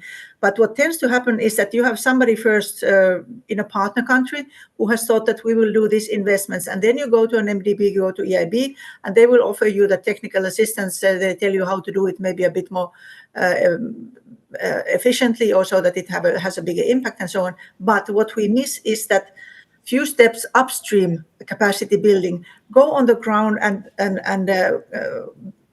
educate people in the communities, and in the countries themselves, so that they know what to do and they will know where you have the biggest impact if you have this kind of money available. So get the people the tools to imagine themselves what they can do, instead of somebody coming from the outside always and telling that this is what you have to do. And when they know what to do, where the biggest impact is, you get the bigger impact for your money and you get stuff done. This is President Obama said that he was giving career advice, and he said just focus on getting the stuff done. And I think it also applies very well on development finance. Just focus on getting the stuff done and getting the biggest possible impact for your money. But you don't get it if you do not nurture this at the beginning of the process at the very upstream level. Has Ayla convinced you, Vera, with her argument? Yes, I think also that what she wanted to say is that we need to do faster, but we also need to do at scale. I think one of the things that we see is a lot of little pilot projects, but we never see those pilots go to scale, and we never know, we've heard for the last year, for example, about the Ecuador green bond. Why can we finance the second and the third and the fourth green bond? We talk about, debt for debt swaps, debt for climate swaps. So we know how to do it. If Ecuador was successful, if Barbados was successful, then let's just get on with it and do 20 more, and quickly. Well, Ayla, why not, Ayla? If something works, why isn't it then scaled up? To be honest, I don't have an answer to that, but I think people will have to be aware that this can be done, because you do the pilot project with somebody, but do other people who have similar situations, do they know about it? I really don't have an answer to that, but with a kind of much wider capacity building and extension of the relations to the communities, I think one should make this happen. And it probably doesn't happen at the scale that is needed. And that's why I think this agreement that we have now with the UN agencies, who have a good presence on the spots and who will know the local circumstances and who will know where the biggest impact is being had, I think this can be very beneficial. Catherine? Yes, I think that your point was very well made. We know that we have financial mechanisms such as debt for nature deals that work. There have been dozens of them, but we need thousands of them. At the Nature Conservancy, we've calculated, I think we need about 6,000 to really conserve the land and water on which all life depends and put carbon back in the soil and ecosystems. So we have a mechanism, and it needs to happen faster. So it isn't about, like you said, waiting for something new to come along. It's about saying, here's what works. Everybody needs to go for these things. So what would be the bridge then, Annie? If Ayla is saying we can provide the sort of impetus to get something off the ground, and then someone else or something else has to take it to scale in the way Vera is saying, what's missing? So I'm glad Vera is here, because Vera has done a lot of work on MDBs in general. My view is, I actually, just for disclosure, we work with AIB and we have partnership with them, and they're doing a fantastic job. But I do think if you look at the macro picture where the finances are of the world, and people like Vera and others have argued we need $1 trillion. Some people actually argue much more than $1 trillion than here. And if you take all the multilateral banks and all the bilateral banks together, they add up to what? $260 billion. And all the philanthropic dollars, they add up to $4 billion. Okay? So the gap, the minimum gap is $700–800 billion. People actually calculate it's much more than that. So where would that money come from? Most probably will come from better use of public resources and a lot from private sector. We think MDBs of the world have to do two things, is to figure out how to de-risk that $700 billion and how to help countries have policies that attract the $700 billion. So I think a system change is required if you want to get to that $1 trillion and not just projects. Well, let's just continue with that theme in terms of A, getting the finance out, but B, also making it better value for African countries, particularly Vera. Let me just show you and everybody here this clip. It was from an event Project Syndicate did last month entitled Africa's Climate Agenda. Only 2% of all financing in renewables has gone into Africa. So, and this is despite having 60% of the world's best solar, wind that can power the world 50 times over. This is very, very disappointing. But in addition to that, the cost of debt, so the cost of actual money that we need to bring the projects off the ground is also higher in Africa. So we're paying 30% more than anywhere else in the world. This really needs to be eradicated. Why is this still going on, Vera? And we've just heard that. We know it, but it still continues. I think there are two things. I mean, one of the things that I do, I co-chair the Liquidity and Sustainability Facility, and part of what we do at the LSF is really to try to see if we can create a secondary market for Africa paper. Because of the lack of a secondary market for Africa paper, it's not liquid enough. And so nobody wants to come and buy African bonds that they have to hold. And so it adds about a 1 percentage point. The second one is just that there is not enough information. Ernst & Young has done a report that shows actually that of all the energy projects, and that's probably why you see the infrastructure on the investment going up, that have been done in Africa, even through COVID, we didn't have any defaults. People paid. But I don't think there is enough information about that in the system. The second one is, the third problem is the FX risk, right? In an environment where, we have inflation, where we have a potential, a recontracting of economies, there's a flight to safety, so everybody comes to the dollar, which means investing in emerging markets becomes more expensive. But I think with all of these things, that's again where MDBs are important. The 260 billion that we're asking for MDBs is so that they can also release some of this information, make it clear that investing in Egypt, investing in Kenya, investing in Senegal is profitable business, it's good business, it's secure business, and it's good for the climate. I think we need to be able to say that and say it consistently, but also demonstrate it in the numbers, and it shows in the numbers. But we need the MDBs to be those first movers. I think today, and in the report that we're working on, is sometimes we find the MDBs waiting behind because they don't have enough capital sometimes, because they're not aware of the different things. But we think if we are able to come together, leadership, and do it well, then it will actually happen. And this is, I think, this credit differential is a particularly pernicious point, and we must break it. If we cannot break it, it's going to be very difficult. The good thing is Africa is doing something to break it. Africa is bringing together its pension funds, which have long-term cheap capital to invest in these projects. With long-term cheap capital from the continent, we don't have the exchange rate risk, but we're also investing in our own futures, and that's happening. Recently, we had 18 African pension funds come together to put money together to do this. The second thing that Africa can do is recycle assets. We do already have energy assets all over the continent. All you need to do is trade that in. Use those resources to bring down the cost of the project. Some of this is happening, but we need MDBs to come behind some of these efforts to help push them even further. Catherine, you wanted to say something. Yes, so imagine a long line of dominoes that takes us to a better future. And it twists and wends, and there's one way to knock those dominoes over, which is one at a time. And that's to a certain extent what we've been doing. But then there's another way, which is what you're talking about, which is you examine that long row of dominoes, and where are the dominoes that if you knock that one over, it would take 3, 5, 8 with it. And one of the biggest dominoes is communication. Just sharing the information and data and stories about what worked, how it worked, the benefits that there were, not just for people, but for the people who invested in it. Because as you pointed out, it is not enough for philanthropy, for NDVs to be doing this by themselves. We need everyone. And for that, communication is a big domino. I mean, it's sometimes said that aid money, Annie, for example, particularly from Western governments, comes with too many strings attached. Do you agree? Yeah. Not only it comes with too many strings attached, it's also fragmented. I've worked in many countries in Africa. There are multiple initiatives on the same topic that are not talking to each other. I'm a strong advocate for a country to have its own plan and people actually finance that plan. Most people who work in the sector believe that, but that's not what's happening. Even donors, if you talk to them, they will say they totally believe in that, but then they'll go and do a bilateral project.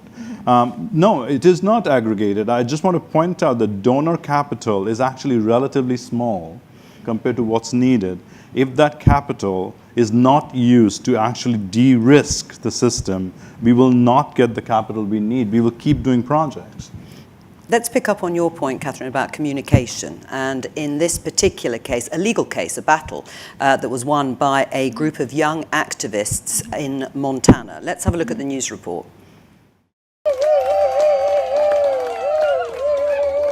A win for climate justice and for Montana's youth. In a landmark trial, the state fought hard to suppress but couldn't. You know, it's really scary seeing what you care for disappear right in front of your eyes. Are legal cases like this, Catherine, the way forward? There's no silver bullet, but there's plenty of silver buckshot. And what that means is we need everything on the table. So we've been talking primarily about finance. But we know that we also need the private sector at the table. We need the legal sector at the table. And young people are really showing and providing and leading as an example of how to use your voice to affect change using the levers in our society, identifying the dominoes that if you knock that domino over, and that took a lot of work, and that was not the first lawsuit by youth. There have been a number of lawsuits by youth. I remember 20 years ago was the first lawsuit that I heard of that I was involved in on behalf of an Alaskan village. But one by one, identifying those places where if you knock something over, it could take a lot more with it. And we need all of those. Vera, I know you have to go in a moment, but perhaps some final thoughts from you before you leave us about what you've heard. I think where we started, leadership. We have the answers. We've all talked about the answers. We know where to go get the resources. I think, again, the private sector, philanthropy, the MDBs have never before come together as they are coming together in this moment. So I think there is an awareness of the urgency. There is an acceptance. We started with were the goals too ambitious? No, they weren't. So if we have, we know the goals were not too ambitious. We have philanthropy, private sector, and everybody in the room. We just need the leadership to get it done. And I think this is probably the big message of this our week is, can we get that leadership together to decide the $1 trillion in external financing, $260 billion for MDBs, including the EIB, are the important way to go forward, as long as they promise that they'll leverage it and use it to de-risk and blend and make sure that we can go to scale quickly. Well, I can't guarantee that they will keep to that promise, but do you think it will make a real difference this week, this meeting at the United Nations General Assembly? It will certainly, I think, push the ball forward. It is important that we keep communicating some of these goals as we are doing today. For the financing community, we just got from the G20 very positive readouts. We are waiting for Marrakesh, which is where the financing community decides and makes decisions. So I think this week is important so that Marrakesh becomes successful. Vera Songway, let's give her a round of applause. Thank you very much.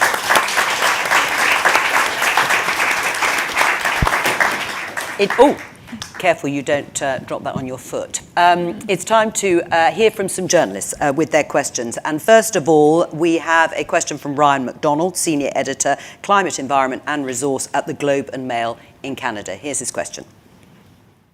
My question has to do with the Sustainable Development Goal agenda, which is in jeopardy. Progress is stalled or has even been reversed in some cases. And this is all happening in a world in which we are experiencing the climate crisis in real time every day around the world, along with an economic downturn. How do we reignite a sense of hope and optimism in the context of all these events? Hope and optimism. Who would like to take the question? Catherine? So I'm a climate scientist. And because of what I do, when I speak to people all across the United States and around the world, I started realizing a few years ago that that question that was rising to the top with every single group of people I was speaking to was the same. I could be speaking to school children, I could be speaking to academic colleagues, I could be speaking to healthcare professionals or Catholic nuns. The same question rose to the top every single time, and that question was, what gives you hope? Or sometimes the flip side, are we screwed? And so I set out to answer that question because if we don't have hope, why act, right? And I realized that hope is not wishful thinking. Hope is not focusing on the positive. Hope is what you need when things are at their worst point.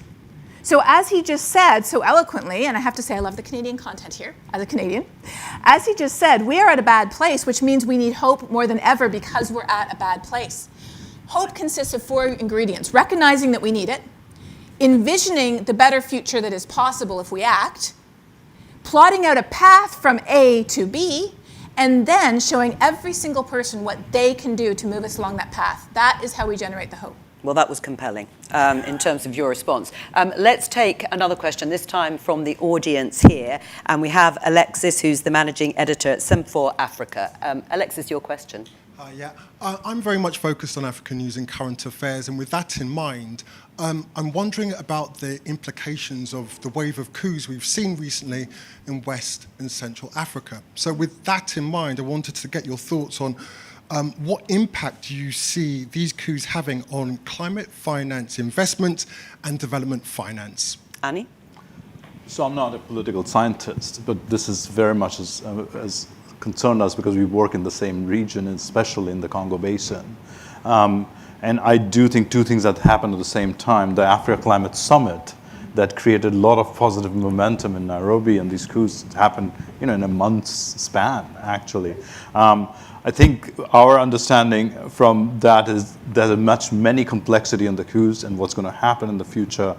What we are concerned about is that the path for development that is actually in the Congo Basin, which we have worked a lot more than in Niger, our understanding from our teams are that what they're hearing, that the path is still the path towards development, the things we were working on, are not being destabilized yet. But this is early days of what these new regimes and new governments will do. So it's of a deep concern. That particular region is a very important region for the world, not just for the set of countries. And we are very focused. We have teams there that we are working with. And we are very focused on actually specifically on that area region is what's happening in Gabon, what's happening in Congo region. So I can't tell you more because it's early days. We are very much in touch. But what we're hearing so far, and Catherine, I don't know if you're following this too, is that none of these things that we were working on the forest protection, on the things have not been dismantled yet or had plans to. That's what I know so far. But, I think we have to watch what's going on there. I mean, just briefly as a follow-up, though, is there a concern that there will be a financial flight from this part of the world if they deem instability to be on the way? I must say this is too early to know, at least from what I'm seeing right now. Alexis, thank you very much for your question. Let's have another question, and Ayla, hopefully, who can respond to this one. It's from Mustafa Tombou, who is a journalist in Senegal, and his question is on phasing out fossil fuels. What are the guarantees for the state that the abandonment of these fossil fuels as a guarantee of certain development will not handicap them? Ayla, I hope you could catch all that question. Getting energy generated or electricity and selling that is, of course, it's not a spending issue, it is actually an investment issue. So whether you invest in a fossil fuel and get money from that, or you invest in renewable energy and sell that and get your income from that is two sides of the same coin. The other one is just climate-wise much better. So I think it has to be seen that also the benefit of that renewable energy that is produced in, for example, in an African country, stays there, that they sell at the market price, and they can also finance things at the market rate. So I think there is no quick and totally efficient guarantee, but like I said, these are cash flow generating investments, and the good thing with renewable energy, if we talk about wind and solar, is that when you have built it, I mean, you have a short initial period of building up the plants, but from then on, the fuel is free. So anything you earn from it is all income. You don't need to pay the fuel to somebody else.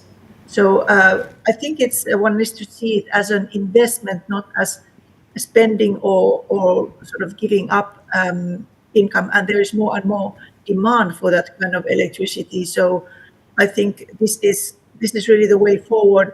Fossil fuel, whatever we think today, whatever the war in Ukraine has caused short-time effects, it's transitory, it's going to go away. So it's not a long-term perspective in investment. I think the renewable energy is. So that's as much as guarantee I can give you. Well, we'll stick with that then, Ayla, but thank you very much for the answer to that question. I'm afraid we don't have any more time for questions because the conversation is almost at an end, except I want to thank our guest again, Vera Songwe, who of course has left, Catherine Hayhoe, Ayla Craver, who has just answered that question, Annie Dasgupta. A round of applause for all of them.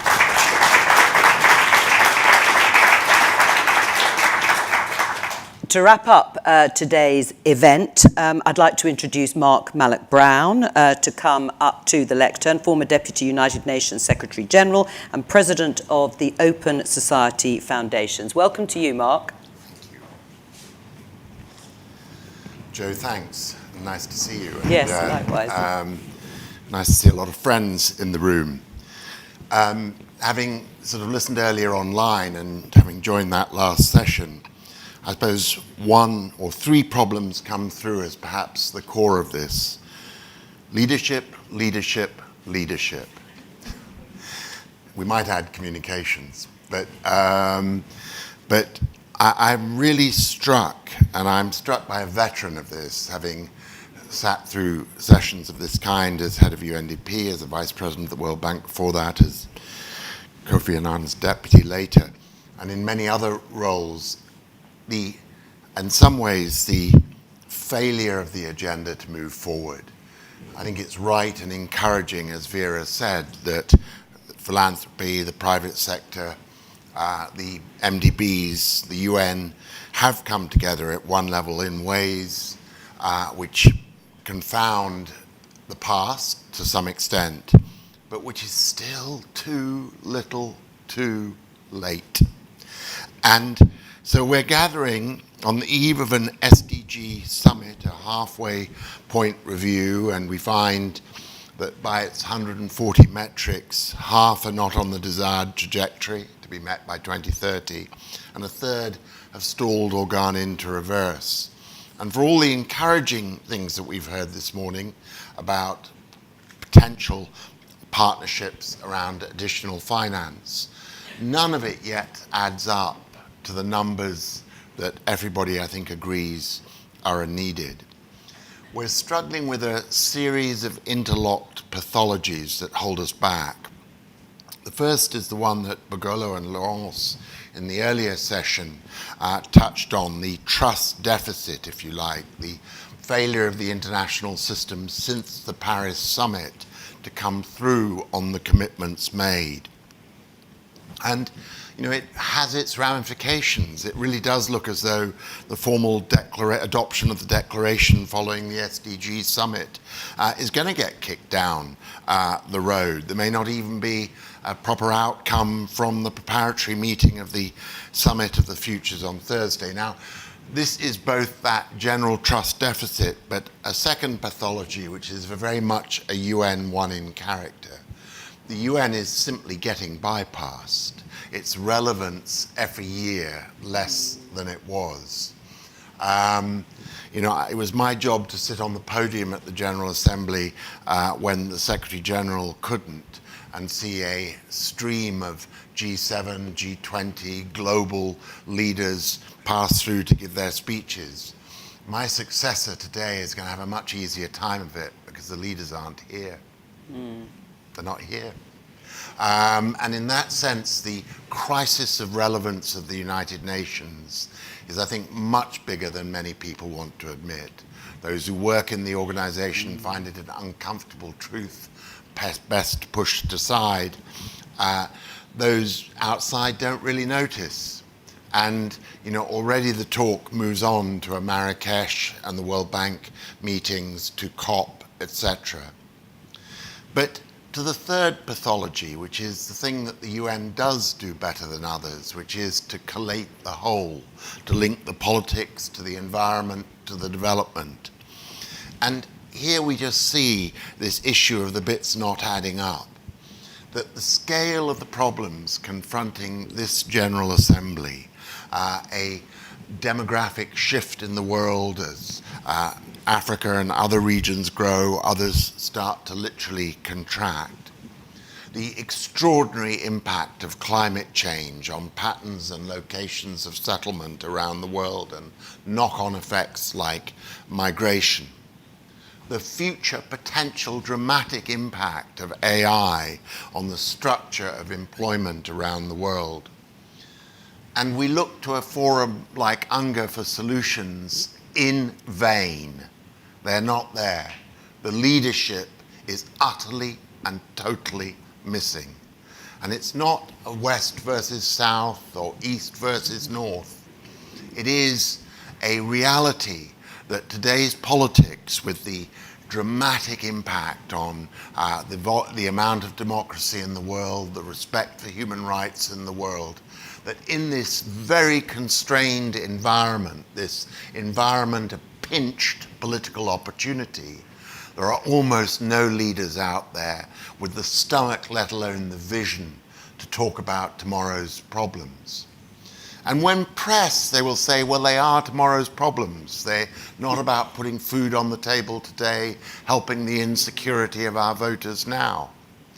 But I would argue they are the solution, not just to the problems of tomorrow, but the problems of today, the problems of investment, employment, and growth, which so threaten the world in which we are living now. And at Open Society, we last week launched a now annual barometer on the state of democracy, and I won't trouble you with it. You can find it online at OSF Open Society Barometer.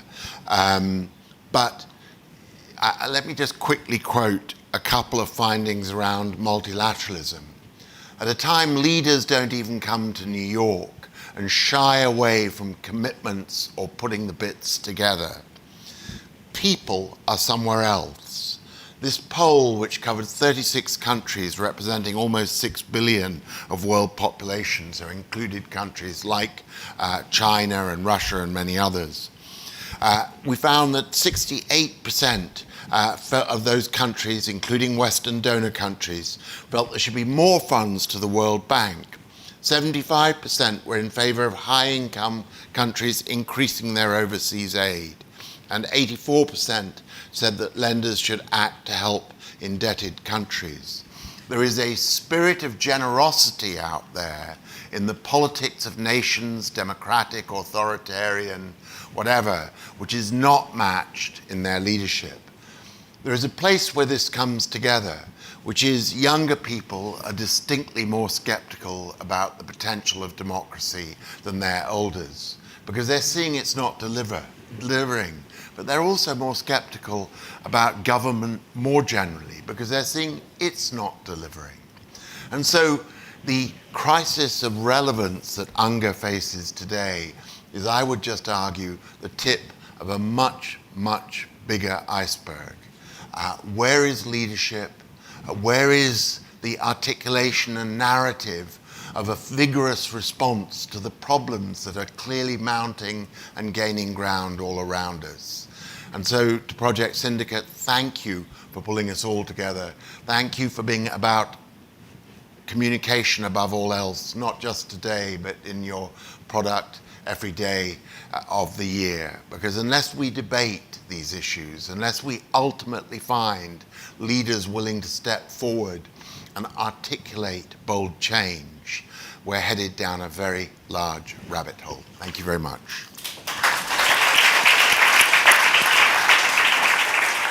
Mark Mallock-Brown, President of the Open Society Foundations, thank you very much. With that sober assessment about the current state of leadership when it comes to fighting climate change. It's all we have time for today. Thank you so much to all of our contributors for making this such a wonderful event. Echoing what Mark was saying, thanks to everyone behind the scenes at Project Syndicate and High Impact who've worked so hard to make this happen. But most of all, thank you to you, of course, the audience watching and those here with us today. Thank you for tuning in. We'd like to take a moment to thank all of our sponsors and partners, including the European Investment Bank, the Global Strategic Communications Council, the Nature Conservancy, Friedrich Ebert Stiftung New York, the European Climate Foundation, and High Impact. I'm Jo Coburn, and this has been Climate and Development Finance, What Works, brought to you by Project Syndicate. Goodbye.